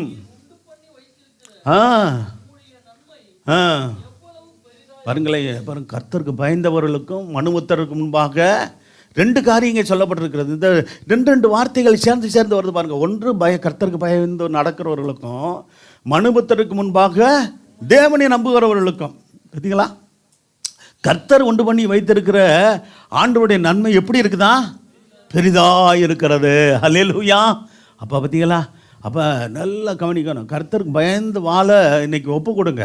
இந்த சத்தியங்களெல்லாம் இடையில சில வார்த்தைகள் கர்த்தருக்கு பயந்து நடக்கின்ற சத்தியங்களுக்கு கேள்விப்பட்டிருந்தாலும் ஒரு கோர்வையாக சோத்திரம், ஒரு நல்ல முக்கியமான ஒரு சத்தியத்தை நாம் தியானித்து கொண்டு இருக்கிறோம். கர்த்தர் சோத்திரம். கர்த்தருக்கு பயந்து வாழ்வதனால வரும் நன்மைகள் என்ன? கர்த்தருக்கு அஞ்சின்ற வார்த்தையும் இருக்குது பைபிளில். அஞ்சி நம்ம வாழ்வதனால வரும் ஆசீர்வாதங்கள் என்ன என்று கூட நம்ம எடுத்துக்கொள்ளலாம். நன்மைகள், ஆசீர்வாதங்கள். சரி, கர்த்தர் சோத்திரம் உண்டாகட்டும். அடுத்து பார்த்தா தேவ பாதுகாப்பு கிடைக்கிறது. ஒன்று, கர்த்தருக்கு பயந்து வாழ்வதால் நமக்கு கிடைக்கிறது என்னென்னா ஆசீர்வாதமும் செழிப்பு உண்டாகிறது. அல்லேலூயா. ஆமாம், சோத்திரம். அப்போ ஆசீர்வாதம் செழிப்பு உண்டாகணும்னா கர்த்தருக்கு பயந்து வாழ்ந்தால் தான் கிடைக்கும். 2வது, தேவ பாதுகாப்பு கிடைக்கிறது. சங்கீதம் 34 அதிகாரம் 7 வசனத்தை வாசிங்க. கர்த்தருடைய தூதன், பாருங்க, கர்த்தருடைய தூதன், தேவன் யாருக்கு தேவதூதனை அனுப்பி பாதுகாப்பு கொடுக்குறாருன்னா வாசிக்கலாம். அவருக்கு பயந்தவர்களை சூழ பாரியம் இறங்கி இவளை விடுவிக்கிறார். எத்தனையோ பேர் அவரை விடுவித்தது காரியங்களை பார்க்குறோம். யூதா ராஜாவாகிய எசேக்கியாவின் காலத்தில் கர்த்தர் சோத்திரம் உண்டாகட்டும். அப்போ தேவனுடைய ஜனங்களை சுற்றிலும் பாதுகாப்பாக இருந்து சோத்திரம். ஒரே ஒரு தூதன் அப்போ பாதுகாக்க என்ன செஞ்சார்? 1,85,000 பேரை சேர்ந்த அசிரிய சேனையினுடைய அந்த போர் வீரர்களை கொன்று போட்டான் என்று பார்க்கிறோம். அப்போ அவர் கொண்டு போட்டதுனால அவர்களுக்கு பாதுகாப்பு, தேவனுடைய ஜனங்களுக்கு எசேக்கியாவின் காலத்தில் சோதர யூத ஜனங்களுக்கு பாதுகாப்பு கிடைத்ததை நம்ம பார்க்கிறோம். கர்த்தர் சோத்திரம் உண்டாகட்டும். சரி, கர்த்தருக்கு மகிமை உண்டாகட்டும். அடுத்து பார்த்தீங்கன்னா சங்கீதம் 33 அதிகாரம் 18 வசனம் 19 வசனம். தமக்கு பயந்து, நல்ல இந்த வசனங்கள்லாம் நோட் பண்ணி கொள்ளுங்க. தேவையுள்ளவங்க நல்ல மனதில் வைத்துக் கொள்ளுங்க. சோதர் வாசிக்கலாம். கர்த்தருக்கு பயந்து, சங்கீதம் 33 18 19. தமக்கு பயந்து தமது ஆண்டவருடைய கிருபைக்கு காத்திருக்கிற ஆத்துமாக்களை என்ன செய்கிறாராம்? மரணத்திற்கு விலக்கி. பார்த்தீங்களா? எதற்கெல்லாம் விலக்கி பாதுகாக்கிறாரு? மரணத்துக்கு விலக்கி பாதுகாக்கணும். என்ன செய்யணும்? ஆண்டவருக்கு பயந்து என்ன செய்யணுமா? அவருக்கு கிருபைக்கு காத்திருக்கணும். ஹல்லேலூயா. காலையில் ஜபத்தில் காத்திருக்கிறீங்களா? கிருபை கிடைக்கும். அவருக்கு பயந்து அவருடைய சமூகத்தில் காத்திருக்கிறவர்களுக்கு ஆத்துமா மரணத்திற்கு விலக்கி பாதுகாக்கப்படும். ஹல்லேலூயா. ஒவ்வொரு நாளும் ஜபத்தில் இருந்து போனோம்னா நமக்கு சோத்திர மரண போராட்டங்கள் இல்லாதபடிக்கு தேவன் பாதுகாப்பார். நல்லா கவனிக்கணும். அதுக்காக நான் என்ன சொல்கிறேன், ஆண்டவருடைய பிள்ளைகளுக்கு மரணம் வராது என்பதில்லை. சோத்திரம் நல்ல முதிர் வயதில் நல்ல இதில் இருக்குது. அதில் ஒரு வசனம் இருக்குது, கர்த்தருக்கு பயந்து வாழும்போது ஆயுசு நாட்களை பெருக பண்ணுவார். ஹல்லேலூயா. சோத்திரம். சில பேர் கர்த்தர் சோத்திரம் உண்டாகட்டும் வாழ வயதில் இறந்து போகிறாங்க. 2 பிள்ளைகள் வாழ வயதில் இறந்து போனாங்கன்னு இருக்குது பைபிளில். காரணம் என்ன? தேவனுக்கு பயப்படாதனால. சோத்திரம். ஆமாம், சரி, அதெல்லாம் அந்த வசனம் வாசிக்கோனா, அது 1 சாமுவேல் புத்தகத்தில் இருக்குது. கர்த்தர் சோத்திரம் உண்ட வாழ வயதில் மரித்து போனார்கள் என்று இருக்குது. அப்போ வாலிப பிராயத்தில் அல்லது ஒரு 25 வயசு இருக்கும்போது இறந்து போனால் என்ன அர்த்தம்? வாழ வேண்டிய வயசு என்னது? 70 வருஷம். விளத்த மீதியால் என்ன எத்தனை வருஷம் இருக்கணும்? 80 வருஷம் இல்லை, 70 வருஷமாக இருக்கணும் மனுஷன். ஆயுசு நாட்கள் 20 25 வயசில் போய் செத்து போனா பாருங்க, அடிக்கடி பார்க்குறோம் பார்த்தீங்களா, பேப்பரில் நியூஸில் பார்த்தீங்கன்னா 20 வயசு பசங்க 25 வயசு பொண்ணுங்களாம் வெட்டப்படுறானுங்க. சோத்திரம் ஏதாவது ஒரு சம்பவம் நடந்த போது ஆக்சிடெண்ட்டில் போய் சோத்திரம் ஏதாவது இறந்துடுறானுங்க. இப்படின்னு கேள்விப்படுறோம். இந்த சம்பவங்கள்லாம் நம்முடைய குடும்பத்தில் நடக்கக்கூடாது. அல்லேலூயா. ஆமாம், தேவ பயத்தோடு நடக்கிற பிள்ளைகளை கர்த்தர் நிச்சயமாக பாதுகாப்பார். அல்லேலூயா. நான் தெளிவாக சொல்வேன், ஆண்டவர் பயந்து நடக்கிற பிள்ளைகளை நிச்சயமாக ஆண்டவர் பாதுகாக்கிற. ஆண் பிள்ளையோ பெண் பிள்ளையோ கர்த்தர் பிள்ளைகளை பாதுகாக்கிற தேவன். ஆண்டவருக்கு பயந்து அது அவர் கிருபைக்கு காத்திருக்கிறீங்க ஆத்துமாக்களை தானே செய்கிறார். மரணத்துக்கு விலைக்கு வைக்கிறார் ஆத்துமாக்கள். ஒன்று மனுஷர்களை ஆத்துமாக்கள்னு சொல்கிறோம் இல்லையா, ஒவ்வொருவரையும் ஆத்துமாக்கள்னு தான் சொல்கிறோம். ஆத்துமாக்களை மரணத்துக்கு விலைக்கு விடுவிக்கவும். இன்னொன்று ஆவி ஆத்மா சரீரத்தோடு படைக்கப்பட்டு இருக்கிறோம். கர்த்தர் சோத்திரம் நம்முடைய ஆத்மா நரகம் போகாதபடிக்கும் பாதுகாக்கிறார். சோத்திரம். இன்னொன்று என்னென்னா சோத்திரம் சரீர மரணம் வராதபடிக்கும் பாதுகாப்பார். இதெல்லாம் ஆண்டவர் செய்வார். தேவனுக்கு பயந்து நடக்கணும், கீழ்ப்பணிந்து நடக்கணும். அடுத்து சொல்லப்பட்டிருக்கு என்ன வசனம்? பாருங்க, பஞ்சமே உலகம் முழுவதுமே பஞ்சமே வந்தாலும் என்ன செய்வாரா? உயிரோடே காக்கப்பட்டாங்களா? சோத்திர வேதத்தில் எத்தனை பாருங்கள், எலியாவின் காலத்தில் சோத்திரம் 3 வருஷம் பஞ்சம் வந்துச்சு. ஆனால் சோத்திரம் பஞ்சத்தில் ஜனங்கள் கஷ்டப்பட்டாங்க தான். சோத்திரம். அதே போல் தாவீதின் காலத்தில் கூட பஞ்சம் வந்துச்சு. அதுக்கெல்லாம் காரணம் இருக்குது. அதுக்கு தேவன் மாற்று காரியங்கள் என்ன செஞ்சார்ன்றது இருக்குது. இதெல்லாம் இப்போ சொல்ல நமக்கு நேரம் இல்லை. பஞ்சத்தில் ஆண்டவருக்கு பயந்து நடக்கிறவர்களை தான் உயிரோடு காப்பாற்றுவார். அல்லேலூயா. கர்த்தர் சோத்திரம் உண்டாகட்டும். எனக்கு பணம் இருக்குங்க, சொத்து இருக்குங்க, நான் காப்பாற்றுவேன், எனக்கு கடவுளோட துணையெல்லாம் வேண்டாங்க, கர்த்தருக்கு பயப்படுற பயம்லாம் முக்கியம் இல்லைன்னு அப்படின்னு இருந்தால் அது நான் வசனத்தின்படி தான் நான் சொல்ல முடியும். சோத்திர. பஞ்சத்தில் அவர்களை உயிரோடு காக்கவும் கர்த்தருடைய கண். ஆமாம், ஆண்டோட பிள்ளைகள் மேலே நோக்கமாக இருக்கும். என் பிள்ளைகளை பாதுகாக்கணுமே, அவங்களுடைய பிள்ளைகளை சந்ததிகளை பாதுகாக்கணுமே. கர்த்தருக்கு பயப்படுகிற குடும்பத்தாருக்கு தான் கர்த்தருடைய அந்த கவனம் இருக்கும். கண் பாருங்க, கீழே உள்ள வசனம் முக்கியம். கர்த்தருடைய கண் என்ன செய்யதான் அப்படிப்பட்ட தேவனுடைய பிள்ளைகள் மேல் நோக்கமாக இருக்கும், கவனமாக இருக்கும், உதவி செய்கிறதுக்கு. சோதர பஞ்சத்திலிருந்து காப்பாற்றுவதற்கு கவனமுடையவராய் கர்த்தர் இருப்பார். அவருடைய கண்கள் கவனமாக இருக்கும். பாருங்க சோத்திரம். இது வசனத்துக்கு வசனம் தான் நிறைவேறக்கூடியது. அதனால் வசனத்தின்படி நம்ம வாழணும். கர்த்தர் சோதரம் உண்டாகட்டும். சரி, அடுத்து ஏராளமான நான் கர்த்தருக்கு பயந்து வாழ்வதனால் வரும் நன்மைகளை அடுத்தது ஏராளமான கிருபையில் அளிக்கிறாராம். அல்லேலூயா. இது சங்கீதம் 103ஆம் அதிகாரத்தில் 11ஆம் வசனம், 13ஆம் வசனம், 17ஆம் வசனத்தை வாசிங்க. அதில் 3 விதமான ஆசீர்வாதங்களை குறித்து சொல்கிறார். அதில் இருக்குது, கர்த்தருக்கு பயந்து நடப்பதுனால என்ன, எப்படி தான் பூமிக்கு வானம் எவ்வளோ பெரிய உயரமாக இருக்கிறதோ அவருடைய கிருபையும் பூமிக்கு வானம் எவ்வளோ உயரமாக இருக்கிறது. யாராவது கணக்கிட்டு சொல்லியிருக்காங்களா? சோதரம். விஞ்ஞானிகிட்ட கேட்டால் ஒரு குத்து மதிப்பாக சொல்லுவாங்க. இப்போ இவ்வளோ உயரம் இருக்கலாங்க, அவ்வளோ உயரம் இருக்கிறாங்க, உயரம் இருக்கும், இவ்வளோ அகலம் இருக்கும், இவ்வளோ உயரம் இருக்கும், இவ்வளோ அகலம் இருக்கும், இவ்வளோ நீளம் இருக்குன்னு சொல்லுவாங்களே தவிர துல்லியமான கணக்கு யார்ட்டையும் இல்லை. பூமிக்கு வானம் எவ்வளோ உயரமாக இருக்கிறதோ அவருக்கு பயப்படுகிறவன் மேல் அவருடைய கிருபை எப்படி இருக்குது, அவ்வளோ பெரிதாக இருக்கிறது. ஆமென், அல்லேலூயா. பார்த்தீங்களா, அவருக்கு பயந்தால் தான் அவருடைய கிருபை அவ்வளோ பெரிதாக இருக்கும். பயந்து நடக்கணும். வசனத்தை போதிக்கிறோம்னா அதற்கு கீழ்ப்படிந்து பயந்து நடக்க ஒப்பு கொடுக்கணும். சோத்திரம். அவர் பாட்டுக்கு சொல்லுவார், என்னால் நடக்க முடியுமான்னா அது உங்களுக்கு ஆண்டவருக்குள்ள காரியம், அவ்வளோதான். நான் சொல்கிறது எனக்கும் சேர்த்து தான் உங்களுக்கும் தான். அல்லேலூயா. கர்த்தருடைய வார்த்தை அசட்டை பண்ணாதீங்க, தயவுசெய்து சொல்கிறேன். யாரும் அசட்டை பண்ணிடாதீங்க. வாலிப பிள்ளைகளாக இருக்கட்டும், சகோதராக இருக்கட்டும், வசனத்துக்கு ஒப்பு கொடுப்போம். கீழ்ப்பண்ணாலும் அப்படித்தான். விசுவாசியாக இருக்கும்போது அழுது ஒப்பு கொடுத்துருக்குறேங்க. வெக்கத்தை விட்டு சொல்கிறேன். பொம்பளை மாதிரி அழுவேன் தெரியுமா உங்களுக்கு. கர்த்தருடைய சமூகத்தில் கர்த்தர் என்னோட பேசும்போது அப்படியே அழுது ஒப்பு கொடுத்துருக்குறேன். சிலருக்கு கண்ணில் கண்ணீர் 2 சொட்டு கூட தண்ணி வரமாட்டேங்குதா, மனம் கடினப்பட்டு போயிருக்குதா, எனக்கு தெரியாது.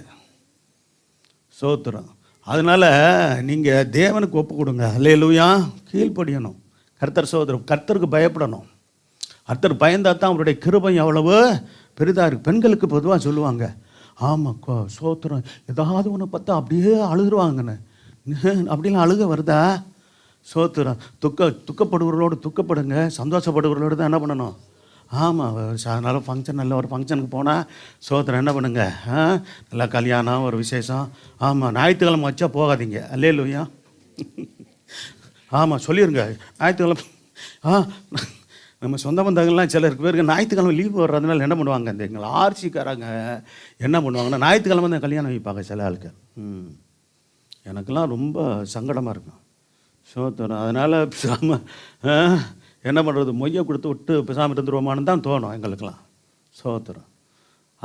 நான் சொல்கிறேன், ஞாயிற்றுக்கிழமை விட்டுட்டு மறுநாள் மற்ற நாள் செய்யுங்களேன். திங்கள்லேருந்து சனிக்கிழமையில் கல்யாணம் பண்ணுங்கள், அந்த விசேஷத்தை பண்ணுங்கள். 6 நாள் நமக்குரியதாக கொடுத்துட்டு 7ஆவது நாள் கர்த்தருடைய நாளாக இருக்குது, அன்றைக்கி போயிட்டு கல்யாணத்தை வைக்கிறேன், அதெல்லாம் வைக்கக்கூடாது. அல்லேலூயா. ஆமாம். சோத்திரம். நீங்கள் உங்களுக்கும் ஒரு ஆலோசனை கொடுக்குறேன். கல்யாணம் வைக்கிறதில்ல எப்போதுமே உங்களுக்கு தெரியும்னு நினைக்கிறேன்.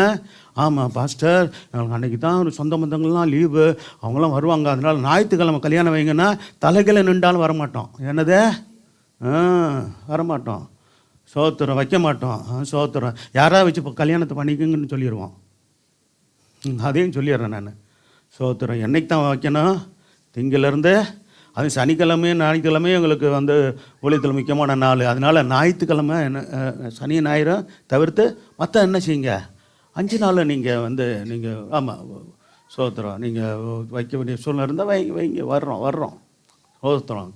கல்யாணம், வேறு அந்த விசேஷம், சோத்திரம். ஆமாம். அப்புறம் வேறு காரியம் சில மரணத்தின் சமயங்களில் சில சமயம் தவிர்க்க முடியாமல் என்ன பண்ணுறோம்? ஆமாம். சோத்திரம். ஆராதனைலாம் முடிஞ்சுட்டு ஞாயிற்றுக்கிழமை அடக்கத்துக்கு போகிறோம், வேறு வழி இல்லை. ஏன்னா ஒரு சனிக்கிழமை உள்ள இறந்துருப்பாங்க, வெள்ளிக்கிழமை நைட்டு இறந்துருப்பாங்க, சனிக்கிழமை முடிஞ்சிருக்காது, 2-3 நாள் தொடர்ந்து வைக்க முடியாது, 3 நாள் வைக்க முடியாதுன்ட்டு அப்போ யார் மார்த்தாள் சிஸ்டருங்க, ஆண்டுடைய அப்பா அடக்கம் பண்ணும்போது ஞாயிற்றுக்கிழமை தான் பண்ணணும். அது ஒன்றும் தப்பு கிடையாது. சோத்திரம். அமைதி. யார்ப்பா அது? ஆமாம். பெற்ற தாய் தப்பன் சொன்னால் கூட அடங்க. நம்ம ஒரு குரல் கொடுத்தா கொஞ்சம் பார்த்தீங்களா அமைதியாக பார்த்தீங்களா? யார் இது?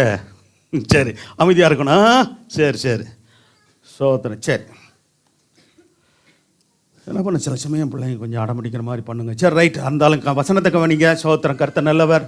அப்போ பூமிக்கு வானம் எவ்வளோ உயரமாக இருக்குது, அவருக்கு பயப்படுகிற மேலே அவருடைய கிருபை எவ்வளவு பெரிதாக இருக்கிறார். அடுத்து 13ஆம் வசனம்.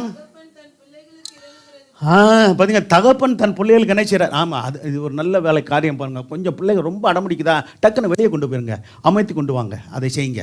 ஆமாம். ஏன்னா இப்போ மேலே கூட நீங்கள் போகலாம், மேலே கூட நீங்கள் ஃப்ரீயாக என்ன செய்யலாம், கொண்டு போய் வச்சுருந்துட்டு கொஞ்சம் நேரம் சோத்திரம் மேலே மெத்தையில் அப்படி கொண்டு போய் வச்சுட்டு கொண்டு வாங்க. பிள்ளைகளை வச்சுருக்கிறவங்க சொல்கிறேன். ஸோ அதுக்காக பிள்ளைகள் சேட்டை பண்ணுறதுக்காக நீங்கள் வராமல் இருக்காதீங்க. பிள்ளைகள் சாக்கு வச்சுட்டு நீங்களும் என்ன பண்ண மாட்டீங்க, ஆமாம், ஆராதனைக்கு வராமல் இருந்துடாதீங்க. சோத்திரம். பிள்ளைங்க அந்த வயசில் அப்படி தான் கொஞ்சம் அப்படி இருப்பாங்க. சோத்திரம். அதே சமயத்தில் கொண்டு கொஞ்சம் ஒரு மாதிரி பண்ணும்போது, அதிகமாக இது பண்ணும்போது நீங்கள் வெளியே கொண்டு வந்து அமர்த்தி அவங்கள ஆறுதல் படுத்தி அப்படி கொண்டு சோத்திரம். நீங்கள் இப்போ கொஞ்சம் பாருங்கள், ஒத்துழைப்பு கொடுங்க. சோத்திரம்.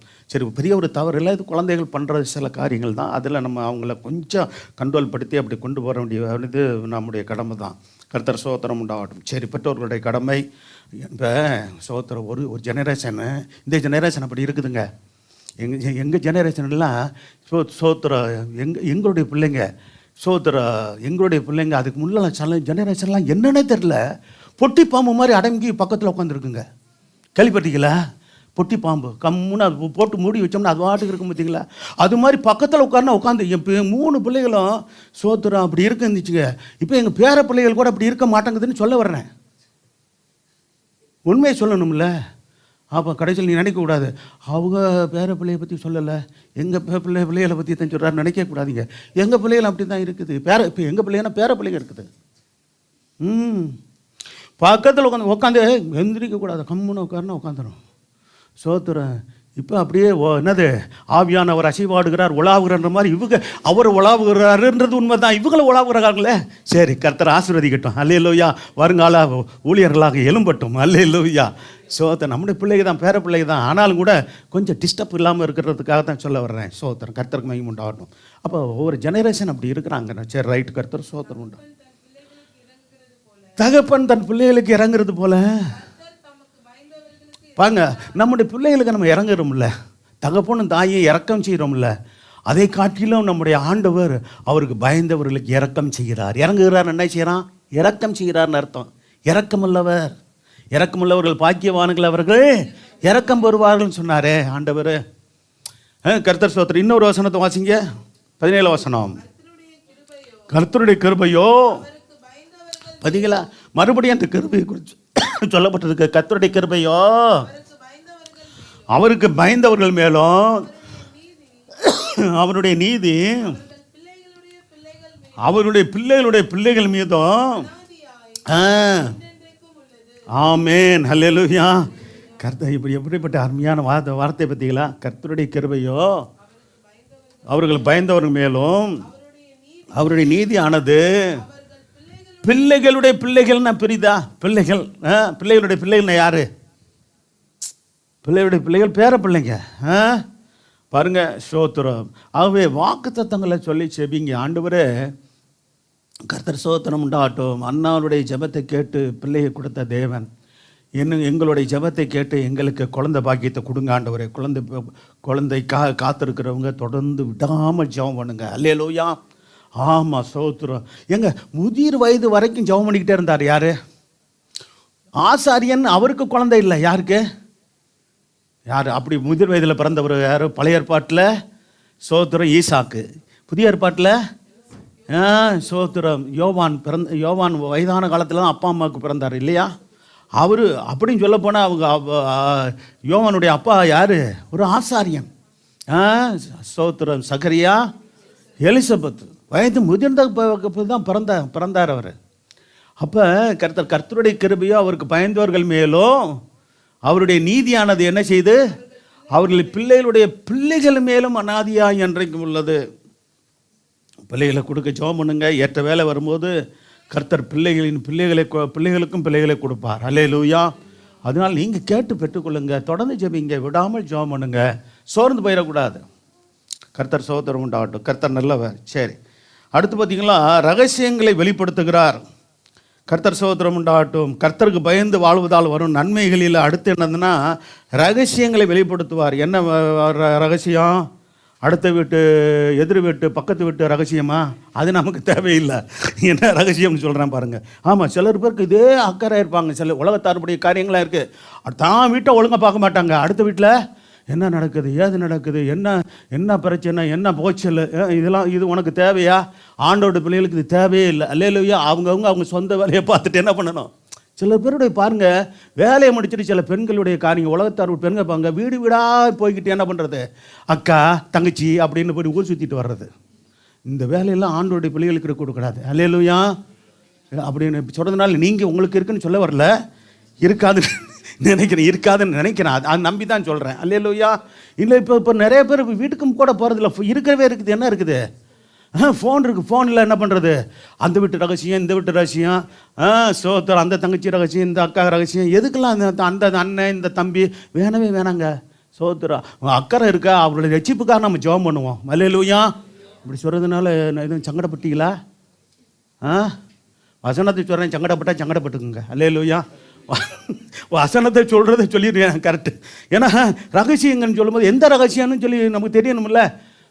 குடும்ப ரகசியம்லாம் இருக்குல்ல, அந்த வீட்டு ரகசியம், இந்த வீட்டு ரகசியம், அது நமக்கு ஆகாதுங்க. நான் அவிசுவாசியாக இருக்கும்போதே நாங்கள் கை கொண்டது அதுதான். இந்த வேலை இல்லை. அடுத்த வீட்டு சமாச்சாரம், அடுத்த வீட்டுக்கு போகிறதே கிடையாது. அப்பயே நானும் போகிறது கிடையாது. வீட்டை கேட்டு பாருங்களேன், சாட்சியை கேட்டு பாருங்களேன். நானும் யார் ஃப்ரெண்ட் இங்கே வேலை செலத்தோட ஃப்ரெண்டு சரிங்க, வீட்டுக்குள்ளே சேர்க்கவே மாட்டேன் எந்த ஃப்ரெண்டுன்னு. நானும் போகிறதில்ல. சோத்திரம். எனக்கெல்லாம் நண்பர் இல்லாமல் இல்லை. வேலை செல்லாம் தொழில் அங்கே இருக்கிறவங்க போது சோத்திரம் அங்கே பார்த்து பேசுகிறதோட சரி. நல்லா கவனிங்க. வீட்டுக்கு கொண்டு வந்துட்டோம் சோத்திரம், ஃப்ரெண்டுன்னு வீட்டை நாஸ்தி பண்ணிடுவானுங்க. பல இடங்களெல்லாம் இருக்கிற பிரச்சனை என்ன தெரியுமா? ஃப்ரெண்டை வீட்டில் விட்டுறது. வீட்டில் உட்காந்து என்ன காலப்போக்கில் என்ன ஆகுது தெரியுமா? உள்ளே வந்து சிகரெட்டு ஊதுறது, உள்ளே உட்காந்து பாட்டில் டாஸ்மாக் வாங்கிட்டு வந்து நம்மளை சேஸ் பண்ணி அடிக்கிறது. அப்புறம் கடைசியில் என்ன பண்ணுவோம்? படுக்கையை பகிர்ந்துக்கிட்டுறது. வட்டமாக சொல்லணும்னா வேறு மாதிரி சொல்லணும். அப்படிலாம் போய் அசிங்கப்பட்டு போகுதுல பல குடும்பங்களில். சோத்திரம். இதெல்லாம் கிறிஸ்துவ குடும்பத்தில் நடக்கவே கூடாது. அல்லேலூயா. இதெல்லாம் உங்கள் நண்பர் சொல்ல மாட்டாங்க, ஒரு ஊழியக்காரங்க சொல்லி எச்சரிக்கணும். ஆமாம், இனி இப்போ பெரியவங்களாம் ஒரு எச்சரிக்கையாக இருப்பீங்க. வாலிப வயதில் ரொம்ப கவனிப்பா. கல்யாணம் பண்ணுற வயசில் இருக்கிற பிள்ளைங்க சோத்திரம். பெண் பிள்ளைகளும் அப்படி தான் அனாவசியமாக சோத்திரம். அதான் சொல்லுவாங்க, நல்ல ஒரு இது ஒன்று தெரியுமா? சில பேருடைய பழக்கம் என்ன தெரியுமா? ஃப்ரெண்ட்ஸாக பழகிட்டான்னா பெட்ரூம் வரைக்கும் வந்து உட்காந்துருப்பான். யார்? சில பொம்பளைங்க பெட்ரூம் வரைக்கும் வந்து உட்காந்துருக்குங்க. ஆளோட டீயை கொடுத்து அனுப்பிச்சிடணும். ஒரு வேளை அப்படி வர வேண்டிய அவசியமாக இருந்தால், நம்மளும் போக வேண்டிய அவசியம் இருந்தால், சோத்திரம் ஒரு ஃபங்க்ஷனு, ஒரு கார்டு, கல்யாணம், அது இருக்குன்னா போகத்தான் வேண்டியது இருக்குது இல்லைங்களா? போனோமா, சோத்தை கொடுத்தோமா, ஒரு டீயை கொடுத்தாங்களா, குடித்தோமா, ஒடியாந்துக்கிட்டே இருக்கணும். அல்லேலூயா. விசுவாசி வீடுகளுக்கு கூட அப்படி தான் நாங்கள் நடந்துக்கிறோம். போனோமா, ஜெபிக்க வந்தாங்களா, வீடுகளுக்கெல்லாம் வர்றோம், டீயை போனோமா, ஜெபம் நடத்தணுமா, டீயை கொடுத்தாங்களா, குடிச்சிட்டு வந்துக்கிட்டே இருக்கணும். சோத்திரம் அங்கே உட்காந்துட்டு ஊர் கதை, உலக கதை, சொந்த கதை, சோக கதை, இதெல்லாம் யாருக்குமே ஆகாது. ஊழியக்காரனுக்கு ஆகாது. சொல்லுங்களேன். எங்களுக்கு ஆகாது. சொல்லுங்களேன். ஆமாம், ஆகுமா? சரி வராது. அதெல்லாம் வச்சுக்கவே கூடாது. எல்லாம் ஞானமாக புத்தியாக விவேகமாக நடந்தால் நம்முடைய குடும்பத்தை காப்பாற்றிக்கொள்ளலாம். புத்தியாய் நடந்தானே கர்த்தர் சொல்லிருக்காரு. நீதிமொழிகளை வாசித்தோம்னா அடிக்கடி அயலான்னு ஒன்று சலித்து போக மாட்டேங்குது. ஒரு சிலருக்கு என்ன தெரியுமா? எங்கள் சொந்தத்தில் ஒருத்தர் இருக்கிறாருங்க, இருந்தார். சோத்திரம் அடிக்கடி பார்க்கலாம். எங்கள் வீட்டுக்கு வருவார். அது யார் எவரன்னு சொல்ல வரல, என்ன வரவுன்னு சொல்ல வரல. சில பேர் அப்படி அடிக்கடி வருவாங்க. சோத்திரம் நமக்கு அது சங்கடமாக இருக்குதும். சோத்திரம் வந்து சும்மா இருக்கிறது இல்லை, ஊரம் கதையாக பேசுகிறது. நமக்கு எதுக்கு மற்றவங்க கதை? எதுக்கு? மற்ற சொந்தக்காரங்களுடைய அந்த அவங்க அப்படி குறை உள்ளவங்க, அப்படி பிரச்சனை உள்ளவங்க, அவங்க மோசமானவங்க, அவங்க சரியில்லை, இது எது நமக்கு தேவையாங்க? இப்படி நம்ம சும்மா இருக்கிற ஆளுகளை நம்முடைய நெஞ்சில் நம்ம என்ன பண்ணுறது? ஆமாம், சோத்திரம் வேதனையை பண்ணிவிட்டு போயிடுறது. இதெல்லாம் சோத்திரம் எல்லாம் பாட்டத்தை பார்த்து. ஆனால் அப்படிப்பட்டவங்கள வராதங்களையும் சொல்ல முடியாது. பேச ஒன்று செய்யலாம். என்ன செய்யலாம் சொல்லுங்கள்? நேரடியாக சொல்ல முடியாது. என்ன செய்யலாம்? ஜெபம் பண்ணலாம். ஆண்டவரே, அப்படிப்பட்டவர்களை தடுத்து போடும் ஆண்டவரை, வீட்டுக்குள்ளே என்னது, ஆமாம், இப்படிப்பட்ட ஆளுகள் வர வேண்டாம் ஆண்டவரை அப்படின்னு ஜெபிக்கலாம்ல. அவங்களுக்கு தெரியாமல் இதெல்லாம் சொல்லி கொடுக்கணுமே, எங்களுக்கு தெரியாதான்றீங்களா? ஆமாம், பெரும்பாலுக்கு ஞாபகம் வர்றது இல்லையா? அதுக்கு தான் சொல்லி கொடுக்குறோம். நிறையா சொல்லி கொடுக்குறீங்க. நிறைய அனுபவம் இருக்குது. சும்மாவாக இருக்கிறோம். ஆமாம், எங்கள் வயசு அனுபவம் என்ன, எங்கள் ஊழிய அனுபவம் என்ன, ஆமாம், ரட்சிப்பின் அனுபவம் 35 வருஷம்னா ஊழிய அனுபவம் 25 வருஷம். அல்லேலூயா. ஆமாம், சோத்திரம். கர்த்தர் இன்னமும் அவருக்கு வரும் வரைக்கும் ஊழியம் செய்து கர்த்தர் சோத்திரம் அவருடைய சித்தத்தை நிறைவேற்றுவார். அப்போ வாசித்தோமா? ரைட்டு. அடுத்து பார்த்தீங்களா, ரகசியங்களை வெளிப்படுத்துறான்றது வாசித்தோமா? சங்கீதம் 25ஆம் அதிகாரம் 12ஆம் வசனம் 14ஆம் வசனத்தை வாசிங்க. கர்த்தருக்கு பயப்படுகிற மனுஷன் எவனோ தெரிந்து கொள்ளும் வழியை என்ன செய்வார்? ஆமாங்க, தெரிந்து கொள்ளும் வழியை போதிப்பார். கர்த்தருடைய ரகசியம் 13ஆம் வசனம் கூட வாசிக்கலாம். என்ன சொல்லப்பட்டிருக்கிறது? பார்த்தீங்களா? அப்படிப்பட்டவருடைய ஆத்மா தான் என்ன செய்யுமா? நன்மையில் தங்கும். அவன் சந்ததி பயந்து நடக்கிறவங்க. ஆண்டவர் பாருங்க, ஒரு ரகசியத்தை, ஒரு காரியத்தை, ஐயோ சபையில் ஒரு சில காரியங்களை சொல்லுவாங்கங்க. விசுவாசி சொல்லுவாங்க, தனியாக ஜபத்தில் வச்சுக்கொள்ளுங்க பாஸ்டர், வச்சுக்கொள்ளுங்க, ஜெபம் பண்ணுங்க அப்படின்னு எங்கள்கிட்ட சொன்னாங்கன்னா நாங்கள் வேறு யார்கிட்டையும் சொல்லக்கூடாது. அதனால் நீங்கள் என்ன பண்ணக்கூடாது? இப்போ பொதுவாக சில காரியங்களை சபையில் வச்சு ஜெபம் பண்ணுவோம். சில காரியங்களை எங்கள்கிட்ட நீங்கள் சொல்லுவீங்க, அதை நாங்கள் வெளியே சொல்லக்கூடாது. இதெல்லாம் நாங்கள் கடைப்பிடிக்கிறோம். தனியாக சொல்லி ஜெபம் பண்ணுறோம். சோதர் அதே போல் உங்களுக்கே யாராவது ஒருத்தர் சொன்னாங்களா, சோதர் யார்கிட்டையும் சொல்ல வேணாங்க, இந்த காரியங்களை நீங்கள் தனியாக மன்றாட நீங்கள் வேண்டிக் கொள்ளுங்க. மற்றவங்க என்ன சொல்லுவாங்க, எப்படி சொல்லுவாங்க? அதிகமாக சொல்கிற வார்த்தை, எங்களுக்காக உங்கள் சாமிகிட்ட வேண்டிக் கொள்ளுங்க, வேண்டிக் கொள்ளுங்கன்னு வேண்டிக் கொள்ளுங்க, மற்றவங்களை சொல்லாதீங்க. ஆமாம், இப்படிலாம் இருக்குது. ரகசியத்தை சோதர சில காத்துக்கொள்ளணும். ஆண்டோடைய பிள்ளைங்க ஞானமாக கவனம். அதுக்காக சோதர எங்களை ஊழியக்காரங்க உங்கள்கிட்ட சொல்லியிருப்பாங்களே, நீங்கள் எங்கள்கிட்ட சொன்னானே அப்படியெல்லாம் நீங்கள் எதிர்பார்க்கக்கூடாது. யாருக்கிட்ட? எல்லாருக்கும் தான் சொல்கிறேன். அப்படி எதிர்பார்க்கக்கூடாது, வேண்டாம். சோத்திரம். ஏன்னா ரகசியங்களே சில காரியங்களை சோத்திரம் சொல்லுவாங்க. அந்த நாட்களில் சொல்லுவாங்க, சோத்திரம் ஒருத்தர் ஒரு காரியத்தை சொல்லி இது யாருக்கும் தெரிய வேணாம், உங்களுக்குள்ளே இருக்கட்டும் அப்படி சொன்னால் உயிர் போனாலும் சொல்லக்கூடாதான். என்னது கேள்விப்பட்டீங்களா? உலகத்தார் அப்படி சொல்லுவாங்க, உயிர் போனாலும் சொல்லக்கூடாதான். ஏன்னா நம்பி ஒரு வார்த்தையை சொல்கிறாங்க, யார்கிட்டையும் சொல்லாதீங்க, உங்களுக்கு மட்டும் தெரியட்டும் அப்படின்னா.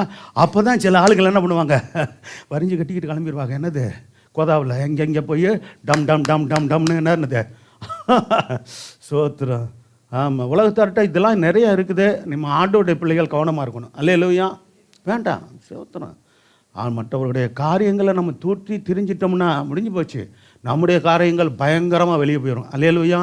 இதாங்க உண்மை. அதுக்கு தான் ஆண்டவர் சொல்கிறாரு வேண்டாம் அப்படின்றது காரணம் தான். கர்த்தர் சோத்திரம் உண்டாகட்டும். கர்த்தர் அப்போ சோத்திரம் 14ஆம் வசனம் இப்போ வாசிக்கலாம். கர்த்தருடைய ரகசியம் பாருங்க, கர்த்தர் ஒரு காரியத்தை சொல்லி அது ரகசியம்னு சொன்னார்னா பாருங்க, கர்த்தர் ரகசியம்னு சொல்லலை. பாருங்க, சாமுவேல்கிட்ட, சின்ன சாமுவேல்கிட்ட கர்த்தர் பேசுகிறாரு சின்ன வயதில். பேசும்போது பாருங்க, ஏலியின் குடும்பத்தில் வரக்கூடிய ஆபத்தை குறித்து சொல்கிறாரு. ஏலி தன் பிள்ளைகளை வந்து புத்திமதி சொன்னால், ஆனால் அடக்கி நடத்தலை அப்படின்னு சொல்லி புத்திமதிலாம் சொல்லி குடும்பத்தில் நியாயத்திற்பை கொண்டு வர போனேன் அப்படின்லாம் சொல்லி இவர் பயந்து போயிருக்கிறாரு. ஆண்டவர் இப்படி சொல்லிட்டாரு, நம்ம எதுவும் சொல்லக்கூடாது அப்படின்னு இருக்கிறாரு. ஆனால் ஆண்டவர் சொல்லலை, நீ வந்து ஏலி கேட்டால் நீ சொல்லக்கூடாதுன்னு சொன்னாரா? சொல்லலையா? அதனால இவன் ஆனாலும் கூட பயந்து இருந்தார். ஏலி சொல்லிட்டாரு, எதாக இருந்தாலும் மறைக்காதப்பா, உள்ளதை சொல்லு, கர்த்தர் என்ன சொன்னாரோ அதை சொல்லு. எல்லாம் குடும்பத்தின் காரியங்கள் ஆண்டவர் சொன்னதை அப்படியே சொன்னார். சோத்திரம். சரி, கர்த்தர் நல்லவர், அவருக்கு நல்லமானதை செய்யட்டும்னு சொன்னார். சரி, முடிஞ்சு போச்சு. அந்த நீங்கள் வேதத்தை வாசிக்கணுன்றது அதுக்கு தான். கர்த்தர் சோத்திரம் உண்டாகட்டும். ஒரு சில இடத்துல ரகசியங்கள் சொல்லுவாங்க. அப்படி சொல்லும்போது, ஆனால் நீங்கள் முடிஞ்ச வரைக்கும் கர்த்தருடைய காரியங்களை நான் சொல்கிறேன்னா, கர்த்தர் நமக்கு வெளிப்படுத்துகிற காரியங்களை சொல்லக்கூடியதை சொல்லணும், சொல்ல வேண்டான்னு ஆண்டவர் பேசும்போது சொல்லாமல் இருக்கணும். அல்லேலூயா. சரி, கர்த்தர் சோதரம் பண்ணுறார். அதே போல் மனுஷர்கள் சொல்லும்போது கூட, ஆண்டவருடைய பிள்ளைகளுக்கு கூட சொல்லும்போது, ஆமாம் சோதரம் பாருங்க, நான் சொன்னேன் ஊழியர்கள் தெளிவுபடைய சொல்கிறேங்க. ஊழியர்லாம் எங்கெல்லாம் இருக்கட்டும், எங்களுக்குன்னு எது சொல்லணும், நீங்கள் சோதரம் உங்களுக்கு அவசியம் இருக்குது அதை மட்டும் சொல்லுங்கள். சொல்லக்கூடாதுன்ற காரியங்களை நீங்கள் சொல்ல வேண்டிய அவசியம் இல்லை. நாங்கள் எதிர்பார்க்கவும் கூடாது மாதிரி நாங்கள் எதிர்பார்க்க மாட்டோம். அதே மாதிரி மற்றவர்களுக்கும் அப்படி தான். நீங்கள் எது சொல்லணுமோ அது சோத்திரம் சொல்லுங்கள், சொல்ல அவசியம் இல்லாத தவிர்த்துடுங்க. சோத்திரம். சரி, ரைட்டு, கர்த்தர் சோத்திரம் உண்டாகட்டும். ஆகவே ஆண்டோட பிள்ளைகளுக்கு நமக்கு என்னென்னா, மற்ற குடும்பத்துக்குள்ளாக நம்ம மூக்க நுழைக்கக்கூடாது. ஸோ அவிசுவாசம் இருக்கும்போதே நாங்கள் இதை அறிஞ்சு கொண்டது. சோத்திரம். அப்போ பைபிள்லாம் தெரியாது தான். அப்பயே சில ஒழுங்குகளை பெற்றோர்கள் சொல்லி கொடுத்தாங்க.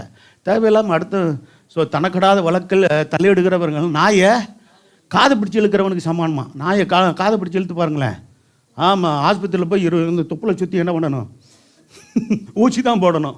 ஆமாம், தனக்கடாத வழக்கில் என்ன செய்யக்கூடாதான். ஆமாம், வேதத்தில் சும்மா பொய்யா சொல்லப்பட்டிருக்குது.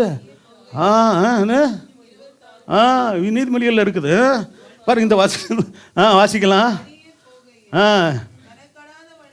நம்ம வளர்க்குற நாயை கடிச்சு போடுது. சோத்திரம். ரோட்டில் போகிற நாயை பிடிச்சி கழுத்து பிடிச்சி இழுத்தா, இது காதை பிடிச்சி இழுத்தா. சோத்திரம். தன்னை வழியே போகில் தனக்கிடாத வழக்கில் தலையிடு. அப்போ தனக்கிடாத வழக்கு தான் சில காரியங்கள். மற்றவருடைய காரியம் தேவையில்லாது, அதில் போயிட்டு தேவையில்லாமல் நம்ம மூக்க நுழைக்கிட்டோம்னா வம்பாயிடும். தனக்கிடாத வழக்கில் தலையிடுகிறவன் நாயை காதை பிடித்து இழுக்கிறவனை போல இருக்கிறான். ஆனால் நாய் கடிக்குன்னு சொல்லி இந்த இடத்துல சொல்லப்பட்டிருக்குதா? விஷயம் என்னென்னா, நாய் கடிக்கும். இது நம்ம வளர்க்குற நாயை நீங்கள் பாருங்கள், சும்மா இழுத்து பாருங்கள், டக்குன்னு ஒரு நேரம் கடிக்கத்தான் செய்யும். வீட்டு நாயை கடிச்சிடும். அதுக்கு தான் அது பக்குவம் என்ன செய்வாங்க, கழுத்தில் அந்த செய்யினை போட்டு அப்படியே இந்த என்ன பண்ணுவாங்க, இல்லாட்டி அந்த இது அப்படி வீட்டில் வளர்க்குறவங்க அப்படி அதை பிடிச்சி இது பண்ணுவாங்க. காது பிடிச்சி அது கோபம் வரும். என்ன பண்ணும்? கோபம் வந்து என்ன செய்யும்? கடிக்கும். சரி, கர்த்தருக்கு உண்டாகட்டும். அடுத்து பார்த்திங்கன்னா, அதனால் அடுத்து பார்த்திங்கன்னா 5வது ஆயுசு நாட்களை பெருக பண்ணுகிறது. கர்த்தருக்கு பயந்து வாழ்வதால், அஞ்சி வாழ்வதால் வரும் நன்மைகள் இல்லை. அடுத்து என்னது? ஆயுசு நாட்கள் பெருகுகிறது. வாசிங்க, நீதிமொழிகள் 10ஆம் அதிகாரம் 27 வசனம். கர்த்தருக்கு பயப்படுதல். கர்த்தருக்கு பயந்தா ஆயுசு நாட்கள் என்ன செய்யும்? கர்த்தருக்கு பயந்து வாழணுங்க. உங்கள் ஆயுசு நாட்கள் பெருகணுமா? எல்லாருக்கும் ஆசை இருக்கும் இல்லையா? ஆயுசு நாட்கள் பெருகணும், ஒரு 100 வருஷம் வாழணும், 100 வருஷமாவது வாழணும் அப்படின்ற ஆசை உள்ளவங்க எத்தனை பேர் இருக்கிறீங்க? நானும் கையை தூக்குறேன், நீங்களும் தூக்கின்னு பார்த்தா நிறைய பேருக்கு விருப்பம் இல்லை இருக்கே. வேதத்தில் சொன்ன மாதிரி 80 வயசுக்குள்ளே போயிடலாம் அப்படின்றீங்களா? கையை உயர்த்தி ஸ்தோத்திரம் சொல்லுங்கன்னு சொன்னால் ஒருத்தர் பாருங்க, அப்போ நல்லா தெளிவாக இருக்கிறீங்களே. ஏன்னா வேதம் தெரியுது உங்களுக்கு. மனுஷன் ஆயுசு நாட்கள் 70 வருஷம், பலத்தின் மிகுதியா 80 வருஷம் தான். எதுக்கு நமக்கு 100 வருஷம்? ஆனால் அது இப்படி உலகத்தாரே சொல்கிறாங்க பார்த்தீங்களா. சில பேர் ஆயுசு நாட்கள் 100 அப்படின்னு உங்களா இப்போ தான் நினச்சேன். உண்மையாக நினச்சாங்களோ இல்லையோ, ஆனால் சொல்லிடுவாங்க என்னது, இப்போ தான் நினச்சேன் வந்துட்டீங்கங்க, இப்போ தான் நினச்சேன் ஃபோன் பண்ணிட்டீங்கங்க, ஆயுசு நாட்கள் 100 அப்படின்வாங்க. அவங்க அவ்வளோ நாளெலாம் வேளாங்க உலகத்திலேருந்து ஏங்க கஷ்டப்படணும்? அவங்க என்ன சொல்லுவாங்க, உலகத்திலேருந்து ஏன்னா வியாதி இதெல்லாம் கஷ்டப்பட்டு நடக்க முடியாமல் நடந்து எல்லாம் சொந்த பந்தங்கள்லாம் நம்ம சீன்னு சொல்கிற அளவுக்கு அப்படின்னு சொல்கிறோம். அப்படி இல்லாமங்க வாழணும். அதுக்குள்ளே நல்ல ஆரோக்கியமாக இருக்கும்போதே போயிடணுங்க. நிறைய பேர் உலகத்தார் கூட அப்படி தான் சொல்கிறாங்க. ஆண்டவருடைய பிள்ளைகள் கூட அது 70 80 வயசு போதுன்னு சொல்கிற ஆளுக்கெல்லாம் உண்டு. அப்படி தான் நிறைய பேர் உட்காந்துருக்கிற மாதிரி தெரியுது. சோத்திரம். எப்படி இருந்தாலும் நாம் விசுவாசிப்போம். கர்த்தர் வருகை வரைக்கும் நம்ம சோத்திரம் தேவனுக்கு உண்மையாக இருந்து சாட்சியாகி வாழ்ந்து தேவ சித்தம் செய்து ஆத்மாக்களை ஆதாயம் பண்ணி கர்த்தருடைய வருகை எப்போ இருக்கோ அல்லது கர்த்தருடைய சித்தம் எப்போவோ அப்பொழுது நாம் கர்த்தரோடு இருப்போம். அல்லேலூயா. சரி, கர்த்தர் சோத்திரம் உண்டாடணும். கர்த்தர் நல்ல ஆயுசு நாட்களை பெருக பண்ணும். நீதிமொழிகள் 10:20 கர்த்தருக்கு பயப்படுதல் ஆயுசு நாட்களை பெருக பண்ணும். துன்மார்க்குடைய வருஷங்களோ பார்த்தீங்களா, சில ஆட்கள் துன்மார்க்கராக இருக்கிறதுனால வருஷங்கள் குறுகி போகுது. ஆயுசு நாட்கள் இப்போ சோத்திரம் எங்க வாழக்கூடியது. இப்போ 80 வயசுனா ஒரு 70 வயசு அது வாழணும். 70 வயசு 80 வயசு சரி, 35 வயசு 30 வயசு 25 வயசுலலாம் இறந்து போகிறது. பாதி வயசும் கூட இல்லையா? அப்போ கர்த்தர் வேதத்தில் அப்படி இருக்குது. பாதி வருஷங்களோட அவர்கள் உயிரோடு வாழ்வதில்லைன்னு இருக்குது சில இடத்துல. ஆமாம், வேத வசனம் அப்படி சொல்லுது. காரணம் யார்? இரத்த பிரியனும். வாசிக்கலாம், இந்த வசனத்தை வாசிக்கலாம். சங்கீதம் 55:21 வாசிக்கலாம். நான் இப்போ வேத வசனமே என்ன சொல்லுது பாருங்க, வாசிக்கலாம். தேவனே இறங்க பண்ணுவே. ஆமாம், ரத்த பிரியன்னு பாருங்க. சோத்திரம் அருவா எடுத்துக்கிட்டு அப்படியே ரோட்டில் தேட்டி. ஆமாம், சோத்திரம் அண்ணது. ஆமாம், சோத்திரம் இப்படி இப்போ பட்டாக்கத்தியெல்லாம் உருவிக்கிட்டு ரோட்டில் இப்படி ரவுடித்தனம்லாம் காட்டிகிட்டு போகிற ஆளுகளெல்லாம் கேள்விப்படுறோம், பார்க்குறோம்ல. பேப்பர்லாம் நியூஸ்லாம் வருது இல்லை பார்த்தீங்களா? அவ்வளோ ரத்த பிரியர். அடுத்து என்னதான்? சூதுள்ளவர்களாக இருக்கக்கூடாதுங்க. ஆண்டவருடைய பிள்ளைகள் எப்படி இருக்கணும்? வெளிப்படையாக நம்முடைய வாழ்க்கை ஒரு திறந்த புத்தகம் போல் இருக்கணும். எப்படி சொல்லுங்கள்? என்னுடைய வாழ்க்கை எப்படி இருக்கணும்? ஒரு திறந்த புத்தகம்னா எல்லாரும் படிக்கலாம்ல, அப்படி இருக்கணும் நம்முடைய வாழ்க்கை. சூது இருக்கக்கூடாது. சூது என்ன தெரியுமா? உள்ளத்தில் ஒன்று வச்சு வெளியில் ஒன்று பேசுறது, கபடு, இந்த வார்த்தையெல்லாம் பயன்படுத்தப்பட்டிருக்கு. இப்படிப்பட்ட வாழ்க்கையை நமக்குள்ளே இருக்கக்கூடாது. ஆண்டவருடைய பிள்ளைகள், ஊழியக்காரர்களாக இருக்கட்டும், விசுவாசிகளாக இருக்கட்டும், நம்ம வெளிப்படையான ஒரு சோத்திரம், நாம் ஒரு வாழ்க்கை வாழணும். சோத்திரம் மறைவாக இல்லை, மறைவான வாழ்க்கையில் வெளிப்படையாக நான் இப்படித்தான் சோத்திரம், நான் இப்படி தேவனுக்கு பயந்து உண்மையாக இருப்பேன் அப்படின்றது நம்ம சோதரன் நம்முடைய ஜீவியத்தை காட்டணும். சொல்கிறதில்ல, நம்முடைய வாழ்க்கையில் வெளிப்படுத்தணும். அப்போ பாருங்கள், இரத்த பிரியரும். அடுத்து 2வது சூதுல மனுஷனும் தங்கள் ஆயுள் நாட்களில் பாதி வரைகளால் என்ன செய்கிறதில்ல பிழைத்திருக்க மாட்டார்கள். நானும் உண்மை நம்பி இருக்கிறேன். அப்போ ஆயுஷ் நாட்கள் 70 வருஷம், பிளத்தின் மிகுதியானது 80 வருஷம். பொதுவாக 70 வருஷத்துக்குள்ளே நிறைய பேர் இறந்து போகிறாங்க இல்லைங்களா? சரி, 80 வருஷம் கூட சில பேர் வாழ்கிறாங்க, ரைட்டு, நல்லது. அப்போ 35-40 வயசுல இறந்து போயிடுறாங்க. கர்த்தர் சோதரம் உண்டாகட்டும். 60 வயசு தாண்டவன்கள் கர்த்தரை சோத்திரம் பண்ணுங்க. கர்த்தரை கைகளை உயர்த்தி. சில பெண்களுக்கு கைகள் உயர்த்திருக்கு யோசிப்பாங்க, என் வயசு தெரிஞ்சு போயிடுமே. சகோதரிமார்கள், அம்மாமார்கள் இருக்கிறீங்களா? 60 வயசு தாண்டினவங்க இருக்கிறீங்களா? 70 வயசை தாண்டினவங்களாம் இருக்கிறீங்களா? இருக்கிறீங்க. இப்போ நானும் உயர்த்தினேன், நான் 60 தாண்டிட்டேன். அதனால் நான் தைரியமாக என்னங்க இப்படின்றீங்க, நல்லா உயர்த்துங்களேன், என்ன ஒன்றும் பயப்படாதீங்க. சோதரன் பேரம் பேத்தியெல்லாம் எடுத்த பிற்பாடு என்ன இருக்குது? சோதரம். ஆமாம், 50 வயசை தாண்டினவங்க இருக்கிறீங்களா? சரி, ஒன்றும் பயப்படாதீங்க சகோதரிமார்கள். வயசு தெரிஞ்சு போமேன்னு பயப்படாதீங்க. வயசு தெரிஞ்சு என்ன ஆக போகுது? ஒன்றும் அதனால ஒன்றும் பிரச்சனை இல்லை, தெரியுங்க. ஆமாம், 40 வயசை தாண்டினவங்க, பாதி வயசை தாண்டினவங்க, பார்த்தீங்களா? கர்த்தர் உங்களை ஆசீர்வதிப்பார். அல்லேலூயா. 40 வயசை தாண்டிட்டோம், 50 வயசை தாண்டினவங்களா இருக்கீங்க, 60 வயசை தாண்டினவங்களா இருக்கிறீங்க, 70 80 தாண்டுவோம் கர்த்தருக்கு சித்தமானால். அல்லேலூயா. கர்த்தர் வருக வரைக்கும் ஜீவனோடு இருந்து கர்த்தருடைய சித்தம் செய்வோம். என்ன செய்வோம்? குடும்பத்துக்கு உண்மையாக இருப்போம், குடும்பத்துக்கு ஆசீர்வாதமாக இருப்போம், அதே சமயத்தில் தேவனுக்கு உண்மையாக இருப்போம், தேவனுடைய ராஜ்யத்துக்கு உண்மையாக இருப்போம். கர்த்தர் சோத்திரம் உண்டாகட்டும். ஆத்மாக்களை ஆதாயம் பண்ணுவோம். அல்லேலூயா. கர்த்தருடைய சித்தம் செய்வோம். கர்த்தர் நம்மை ஆசீர்வதிப்பாராக. கர்த்தருக்கு மகிமை உண்டாகட்டும். அப்போ பாருங்கள், நான் இந்த வசனம்லாம் நான் உணர்த்திக்கிட்டே இருக்கிறோம். அப்போ பாருங்கள், சில பாதி வயசில் இறந்து போகும்போது எனக்கு நான் ரொம்ப துக்கப்பட்டிருக்கிறேன். சில பேர் இறந்து போயிடுறாங்களே. கர்த்தர் சோத்திரம் உண்டாகட்டும். அப்படி தங்கள் ஆயுசு நாட்கள் பாதி வரையெல்லாம் பிழைத்திருக்க மாட்டார்கள்னு வேதம் சொல்கிறது. அப்படியே நான் நிறைய பார்க்குறோம், நம்ம பார்க்குறோம், கேள்விப்படுறோம், பார்க்குறோம். சரி, அப்போ ஆண்டோடைய பிள்ளைகளுக்கு ஜீவனை ஆயுசு நாட்கள் பெருகணும், நிச்சயமாக பெருகணும்.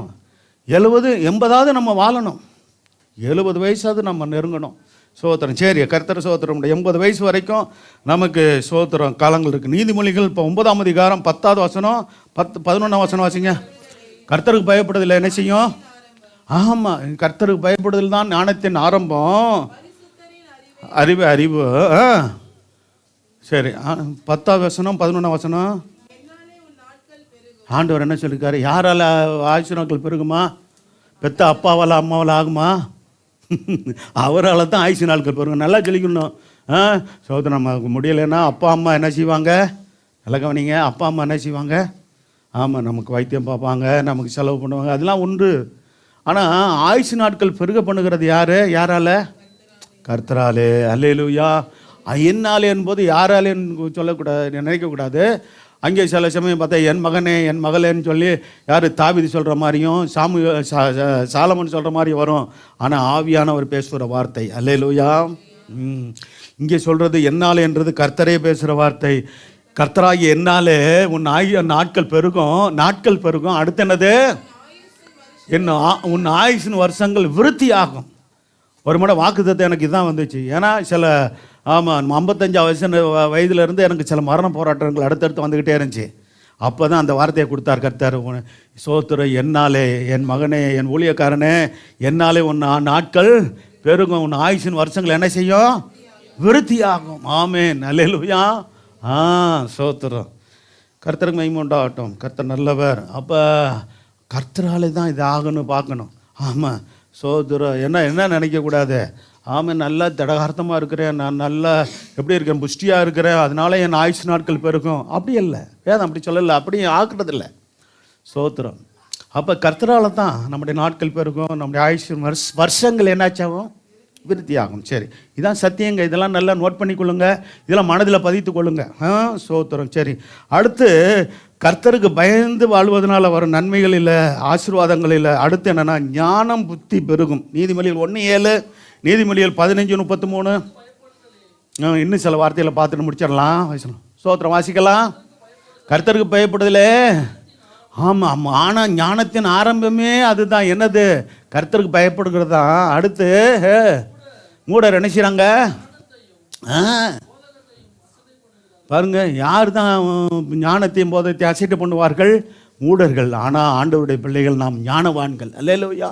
ஞானவான்களாக இருக்க வேண்டும் என்று விரும்புகிறார். அப்போ என்ன செய்யணும்? நான் விரும்ப வேண்டியது என்னது? ஞானத்தையும் போதகத்தையும். அல்லேலூயா. ஆண்டவர் ஞானத்தை எனக்கு தாரும், ஞானத்தை எனக்கு போதியும்.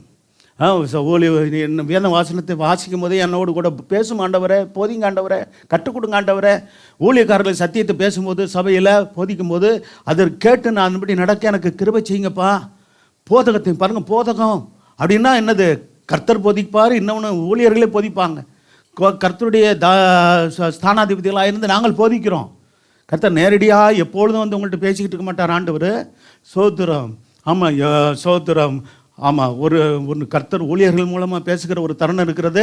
உங்களோட பேசுகிற தருணம் ஜெபத்தில் இருக்கும்போது சோதர் பேசுவார் தான்.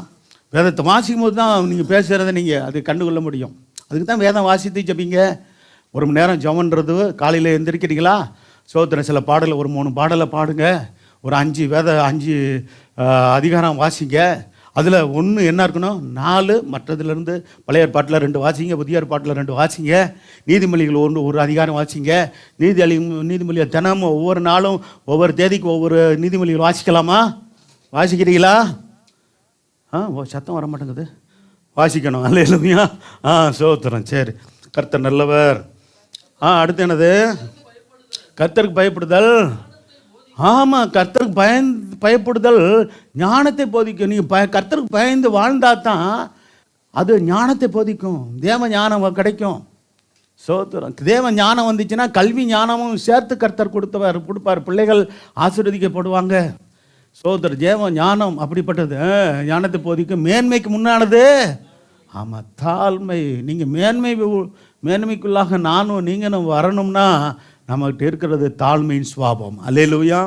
என்னிடத்துல உங்களிடத்துல என்ன சுவாபம் இருக்கணும்? தாழ்மையின் சுவாபம். ஆண்டவர்கிட்ட இருந்துச்சுலே, ஆண்டவர் நான் சாந்தமும் மனத்தாழ்மையாக இருக்கிறேன், என்னிடத்துல கற்றுக்கொள்ளுங்கன்னு சொன்னார். சோத்திரம். அதை நாம் கற்றுக்கொண்டு நாம் வாழ்ந்து நம்முடைய பிள்ளைகளுக்கு சந்ததிகளுக்கு நாம் அதை வெளிப்படுத்துவோமாக. அல்லேலூயா. சோத்திரம். சரி, நீதிமொழிகள் 15ஆம் அதிகாரம் 33 வசனத்தை வாசித்தாச்சு. சரி, அடுத்து தீமையை விட்டு விலக்குகிறது. என்னது? நீதிமொழிகள் 16ஆம் அதிகாரம் 6ஆம் வசனம். கர்த்தருக்கு பயந்து வாழும்போது தான் தீமையை விட்டு விலகுகிறோம். வாசிக்கலாம். கிருபையினாலும் என்ன செய்யும்? கிருபையினாலும் சத்தியத்தினாலும் தான் பாவம் நிவர்த்தி ஆகணுமா? என்னோட நானாக இருக்கட்டும், நீங்களாக இருக்கட்டும், நம்முடைய வாழ்க்கையில் சின்ன தவறாக இருந்த பாவமாக இருந்தாலும் நிவர்த்தி ஆகணும்னா பாவத்தினாலும் என்ன சொல்லப்பட்டிருக்கு, கிருபையினாலும் சத்தியனாலத்தெல்லாம் பாவம் நிவர்த்தி ஆகணும்னா மன்னிக்கப்படணும்னு அர்த்தம். இன்னும் சொல்ல போனால் கிருபையும் சத்தியமும் நிறைந்தவராய் நம்முடைய ஆண்டவராய் இயேசு நமக்குள்ள வாசம் பண்ணினார் அப்படின்னு சொல்லி யோவான் 1ஆம் அதிகாரத்தில் வாசிக்கிறோம். சரியா? கிருபையினாலும் சத்தியத்தினால் நிறைந்தவராய் நமக்குள்ளேயே வாசம் பண்ணினார். கர்த்தருக்கு பயப்படுகிறதுனால தான் என்ன செய்வாங்க, மனுஷர் தீமை விட்டு விலகுவார்கள். ஏன் அந்த கர்த்தருக்கு பயப்படுறது குறித்து இவ்வளவு ஆண்டவர் பேசி கொண்டு வருகிறாருன்னா, நான் ஒரு உலகத்தாரை போல தீமையிலே சிக்கிக்கொள்ளக்கூடாது. அல்லேலூயா. தீமை செய்வதில் ஒரு நாள் இருக்கக்கூடாது. நம்ம ஆண்டவருடைய பிள்ளை இருக்கக்கூடாதுங்க. முடிஞ்சால் நன்மை செய்வோம், முடியலையா அவர்களுக்காக ஜெபம் பண்ணுவோம். அல்லேலூயா. ஒரு நாளும் தீமையை மனசில் கூட நினைக்கக்கூடாது. யார் மேலும் என்னது அவர்களுக்கு தீமை செய்யணும் அப்படின்ட்டு.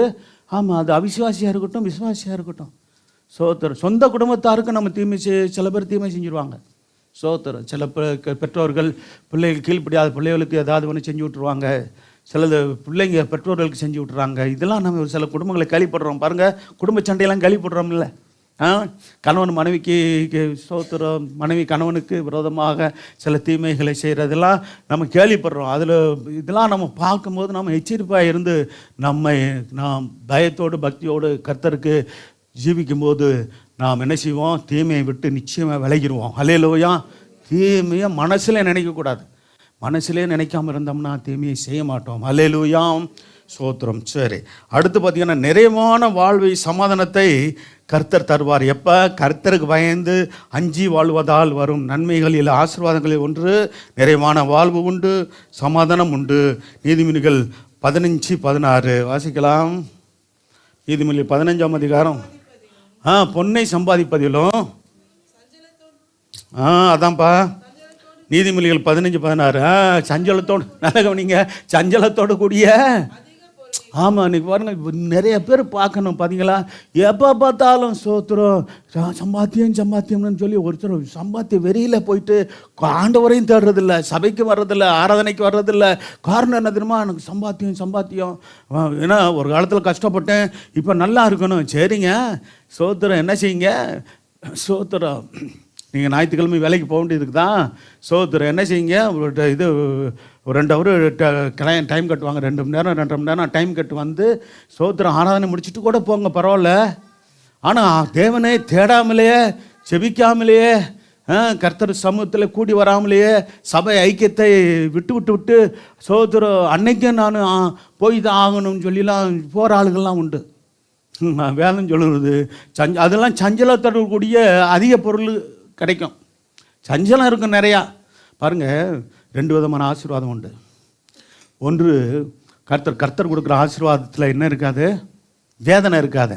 கர்த்தருடைய ஆசீர்வாதமே ஐஸ்வர்யத்தை தரும். அந்த வசனத்தை கவனிங்க. அதனோடு என்ன செய்ய மாட்டார், வேதனையை கூட்ட மாட்டாருங்க. கர்த்தர் கொடுக்குற ஆசீர்வாதத்தில் வேதனை இருக்காது. ஆனால் கர்த்தர் கொடுக்காத ஆசீர்வாதம் சோத்திரம் உலகத்தாட்ட இருக்குது. அதெல்லாம் வேதனை நிறைந்த ஆசீர்வாதம். வசனத்தின்படி சொல்கிறேன். சோத்திரம். அந்த வசனத்தை எடுத்து வாசிக்க முடியுமா? சோத்திரம். இருக்கா? பைபிளில் தானே இருக்குது.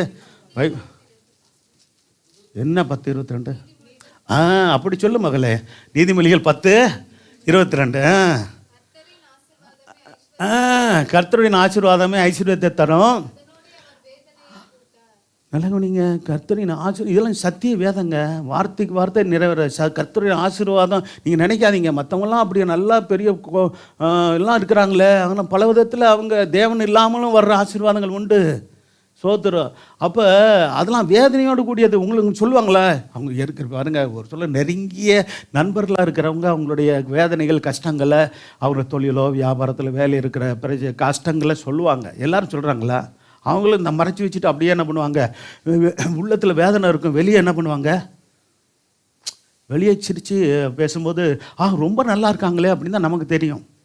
ஆனால் கர்த்தரின் ஆசீர்வாதம் தான் ஐஸ்வர்யத்தை தரும். அதனோட வேதனையை கூட்ட மாட்டார்.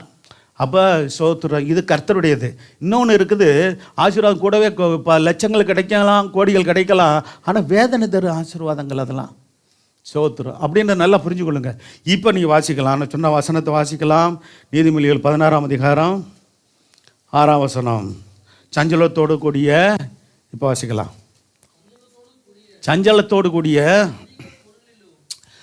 ஆண்டவருடைய பிள்ளைகளை இதில் கவனமாக இருக்கணும். சஞ்சலத்தோடக்கூடிய அதிக பொருளா வேண்டாம். சஞ்சலத்தோடக்கூடிய அதிக பொருளிலும் நீதிமொழிகள் 16:6 15:16 ஆமாம் அதைத்தானே. சரி நம்ம வசனத்தை மாற்றி சொல்லிட்டேன் கீழே. அதே தான் நிறைவான வாழ்வு சமாதானத்தை நீதிமொழிகள் 15:16 வாசிக்கலாம்.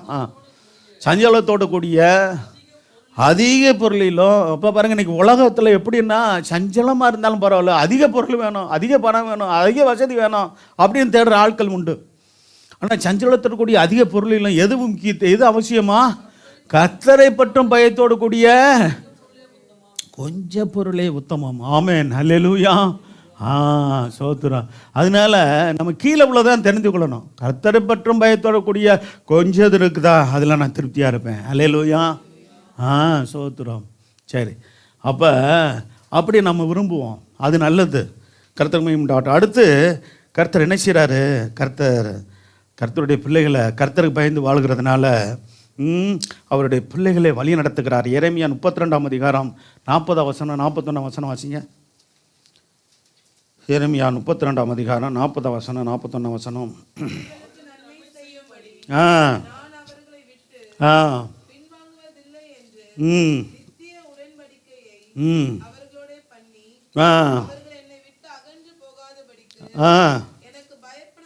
பார்த்தீங்களா? இஸ்ரவேல் ஜனங்களை குறித்ததான காரியத்தை சொன்னார். இன்றைக்கி ஆவிக்குரிய இஸ்ரவேலர் நம்மோடு தான் கர்த்தர் பேசுகிறார். கர்த்தர் சகோதரம் உண்டாகட்டும். வசனத்தை கேள்விப்படிகிற யாராக இருந்தாலும் ரட்சிக்கப்பட்ட ஜனங்கள், அவரை நாமத்தை அறிந்தவர்கள், அவருடைய பிள்ளைகளாய் வாழுகிறவர்களுக்கு இந்த வசனம் உரியது. அவர்களுக்கு அல்லதுலாம் நமக்கு அப்படின்னு கூட எடுத்துக்கலாம். நமக்கு நன்மை செய்யும்படியே கர்த்தர் சொல்கிறாரு, நான் உங்களை விட்டு என்ன செய்ய மாட்டேன், பின்வாங்குவதில்லை என்று. அவர்களோடு பண்ணி என்ன செய்வேன், அவர்கள் என்னை விட்டு அகன்று போகாதபடிக்கு. நல்லா கவனிங்க, நன்மை செய்யறதுன்னா செய்யணும்னு விரும்புகிறாரு. அப்போ என்னை விட்டு என் ஜனங்கள் பின்வாங்கக்கூடாது. ஆகவே நித்திய உடன்படிக்கையை நான் என் ஜனங்களோடு பண்ணி அவர்கள் என்னை விட்டு அகன்று போகாதபடிக்குன்னு மறுபடியும் சொல்கிறார். பின்வாங்காதபடிக்கின்றாரு, அடுத்து அகன்று போகாதபடிக்குன்னு சொல்கிறாரு. அடுத்து சொல்கிறாரு, எனக்கு பயப்படும் பயத்தை என்ன செய்வாரா? வைப்பார். இருதயத்தில் என்ன செய்வார்? அவருக்கு பயப்படுற பயத்தை என்ன செய்வார்? இருதயத்தில். ஏன் இருதயத்தில் வைப்பார்? உங்கள் இருதயத்தில் வைப்பார். ஆண்டவர் இடம் கொடுங்க. அப்படி வைத்து நம்ம ஆண்டவர் நம்முடைய இருதயத்தில் வைத்து நடத்த ஒப்பு கொடுப்போம்னா என்ன நடக்கும்? அடுத்த வசனம் 41. மறுபடியும் அந்த வார்த்தை வருது பாருங்க. அவர்களுக்கு நமக்கு நன்மை செய்யத்தாங்க ஆண்டவர் விரும்புகிறாரு. அப்போ அதை பெற்றுக்கொள்றதுக்கு நாம் கவனம் உள்ளவர்களாக இருக்கணும். அவர்களுக்கு நன்மை செய்யும்படி அவர்கள் மேல் சந்தோஷமாக இருந்து என் மெலுதயத்தோடும் என் முழு ஆத்மாவோடும் அவர்கள் இந்த தேசத்தில் நிச்சயமாய் நாட்டுவேன். சோத்திரம். இஸ்ரவேல் ஜனங்களுக்கு கொடுத்த வாக்கு தத்துவம். இன்றைக்கி பாருங்கள், நம்ம இருக்கிற இடத்துல நம்ம நாட்டி நம்மை ஆசீர்வதித்து இந்த பூமியில் இருக்கிற வரைக்கும் நம்ம பாதுகாத்து அவருடைய வருகையில் நம்மை சேர்த்து கொள்ள நம்முடைய மனவாளனாய் இயேசு வரப்போகிறார். அல்லேலூயா. சோத்திரம். கர்த்தர் அவரோடு கூட ஆளும் பாக்கியம். சோத்திரம். இதை நம்ம வாசித்துட்டு முடிக்கலாம். மல்கியா 4 அதிகாரம் 2 வசனம் 3 வசனம். சங்கீதம் 128:6 வாசிக்கலாம். 2 வசனம் வாசித்து மல்கியாவிலையும் சங்கீதம் 128:6 வாசித்து முடிக்க போகிறோம். சரி வாசிக்கலாம். யாருடைய நாமத்துக்கு பயந்திருக்கிற நம்முடைய ஆண்டவர் கர்த்தருடைய நாமத்துக்கு பயந்திருக்கிற ஒவ்வொரு தேவனுடைய பிள்ளைகள் மேல் என்ன நடக்குமா? உங்கள் மேல் நீதியின் சூரியன் உதிக்கும். அந்த நீதியின் சூரியன் யார்? நம்முடைய ஆண்டவராக இயேசு தான் நீதியின் சூரியன் உதிக்கும். அதன் சட்டைகளின் கீழே அவருடைய சட்டையின் கீழே அவர் நம்மை மறைத்து பாதுகாக்கிறதுனால வியாதி விக்கினங்கள் ஆபத்து நாசம் மோசங்கள் வராதபடிக்கு நம்மை பாதுகாத்து ஆரோக்கியத்தை தருகிறார். அடுத்து, நீங்கள் வெளியே புறப்பட்டு போய் கொழுத்த கன்றுகளைப் போல் வளருவீர்கள். அடுத்த வசனம் என்னப்பா எதை சொல்ற? இருப்பா, இன்னும் அதுக்குள்ளே முடியலையா? 3வது வசனம் வரலையா? ரொம்ப ஃபாஸ்ட்டாக இருக்கிற மகளை. துன்மார்க்கனை மிதிப்பீர்கள். பாருங்க. ஆமாம், நான் இதை செய்யும் நாளிலே அவர்கள் உங்கள் உள்ளங்கால்களின் கீழ் சாம்பலாக இருப்பார்கள் என்று சேனையில் கர்த்தர் சொல்லுகிறார். பாருங்கள், நமக்கு விரோதமாக எழும்புகிறவர்களே கர்த்தர் என்ன பண்ணுவார்? சோத்திரம். ஆமாம், துன்மார்க்கர். சோத்திரம். அவர்களாம் ஒரு நேரத்தில் நமக்கு பயந்துன்னப்பான் துன்மார்கள் பாருவாங்க. பெரும்பாலும் மற்றவர்களை பயமுறுத்தி சோத்திரம் பயப்பட வைத்து பல காரியங்களை, தீமையான காரியங்களை செய்கிறவங்களும் இருக்கிறாங்க. ஆனால் அவர்கள் மேலே கூட நமக்கு ஆளுகை தந்துடுவார் ஆண்டவர். சோத்திரம். அதை தான் இந்த வசனம் சொல்லுகிறது. கர்த்தர் சோத்திரம். இப்போ வாசிங்க சங்கீதம் 128 வாசம் படிக்கலாம். நீ உன் பிள்ளைகளின் பிள்ளைகளையும் இந்த பூமியில் இருக்கும்போது என்ன நடக்கும்? பிள்ளைகளின் பிள்ளைகளை காண்போம். சோத்திரம். பூமிக்குரிய ஆசீர்வாதம் தான் பிள்ளைகளின் பிள்ளைகள் என்பது. அது பரலோக ஆசீர்வாதம் கிடையாது. சோத்திரம். கர்த்தர் ஆனால் அந்த ரெண்டாவது முக்கியம். முன்னாடி சொல்லப்பட்ட வசனத்தை காட்டில் அடுத்து சொல்லப்படுகிற வசனம் முக்கியம். என்னது? உன் பிள்ளைகளின் பிள்ளைகளையும் இஸ்ரவேலுக்கு உண்டாகும் சமாதானத்தின் காண் எருசலேமின் வாழ்வை காண்பா என்ற ஒரு வசனம் இருக்கு. எத்தனை வசனம்? 5, 6 ரெண்டையும் சேர்த்து வாசிக்கலாம். கர்த்தர் சீயோனிலிருந்து உன்னை ஆசீர்வதிப்பார். நீ ஜீவனுள்ள நாளெல்லாம் ஆமென். சோதரன். ஜீவனுள்ள நாளெல்லாம் எருசலேமின் வாழ்வை காணணும். எருசலேம் என்பது பரம எருசலேம் ஆகிய கர்த்தர் சோத்திரம் உண்டாட்டம். அந்த வாழ்வை நாம் காணப்போகிறோம். அல்லேலூயா. அப்போ அது அவரோடு வாழக்கூடிய வாழ்க்கை அதையும் தேவன் தருகிறார். கர்த்தருக்கு பயந்து வாழ்கிறவர்களுக்கு தான் அதுக்கு கிடைக்கும். கர்த்தருக்கு பயந்து நீங்கள் நானும் வாழும்போது இந்த பூமிக்குரிய வாழ்க்கையிலும் நமக்கு நன்மைகளை செய்து நமக்கு வேண்டிய ஆசீர்வாதங்களை கொடுப்பது மட்டுமல்லாமல் நித்திய வாழ்க்கையாகிய நித்திய ஜீவனை கொடுத்து அவரோடு கூட என்றென்றைக்கு இருக்க முடியாத பாக்கியத்தை ஆண்டவர் தந்துடுவார். ஹல்லேலூயா. எழுந்திருப்போமா? ஜெபம் பண்ணி முடிப்போமா? Praise the Lord. ஹல்லேலூயா. கர்த்தருக்கு பயந்து வாழ்வதனால் வரும் நன்மைகளை குறித்து நாம் பார்த்தோம். ஹல்லேலூயா. ஜீவனுள்ள நாளெல்லாம் நீ எருசலேமின் வாழ்வை காண்பாய் என்று சொன்ன தேவன். அல்லேலூயா. கர்த்தர் சீயோனிலிருந்து உன்னை ஆசீர்வதிப்பார் என்று சொல்லப்பட்டிருக்கிறது. சபையிலிருந்து கர்த்தர் உங்களை ஆசீர்வதிக்கிற தேவன். சோதர். அதே சமயத்தில் தேவன் பரலோக சீயோனிலிருந்து நம்மை ஆசீர்வதிக்கிற தேவனாய் இருக்கிறார். கர்த்தரை துதிப்போம், ஸ்தோத்திரம் பண்ணுவோம். ஹல்லேலூயா. ஹல்லேலூயா. கர்த்தருக்கு மகிமை உண்டாகட்டும். கர்த்தருடைய ஆசீர்வாதம் கர்த்தருக்கு பயந்து வாழ்வதனால், அஞ்சு வாழ்வதனால் வரும் நன்மைகளை, ஆசீர்வாதங்களை குறித்து பார்த்தோம். வாய் திறந்து நல்ல ஸ்தோத்திரம் பண்ணி, ஆண்டவரே இந்த வசனத்தின்படி வாழ என்னை ஒப்பு கொடுக்கிறேன். ஆண்டவரே உமக்கு எப்போதும் பயந்து வாழ முடியாத அந்த வாழ்க்கை எனக்கு உண்டாகட்டும். ஆண்டவரே அஞ்சு வாழ்ந்து வரக்கூடிய நன்மைகளை நான், ஆசீர்வாதங்களை நான் பெற்றுக்கொள்ள வேண்டும் என்று வாய் திறந்து கேளுங்க. அல்லேலூயா. கேட்ட வசனத்தின்படி வார்த்தையின்படி வாழ என்னை பலப்படுத்துங்க.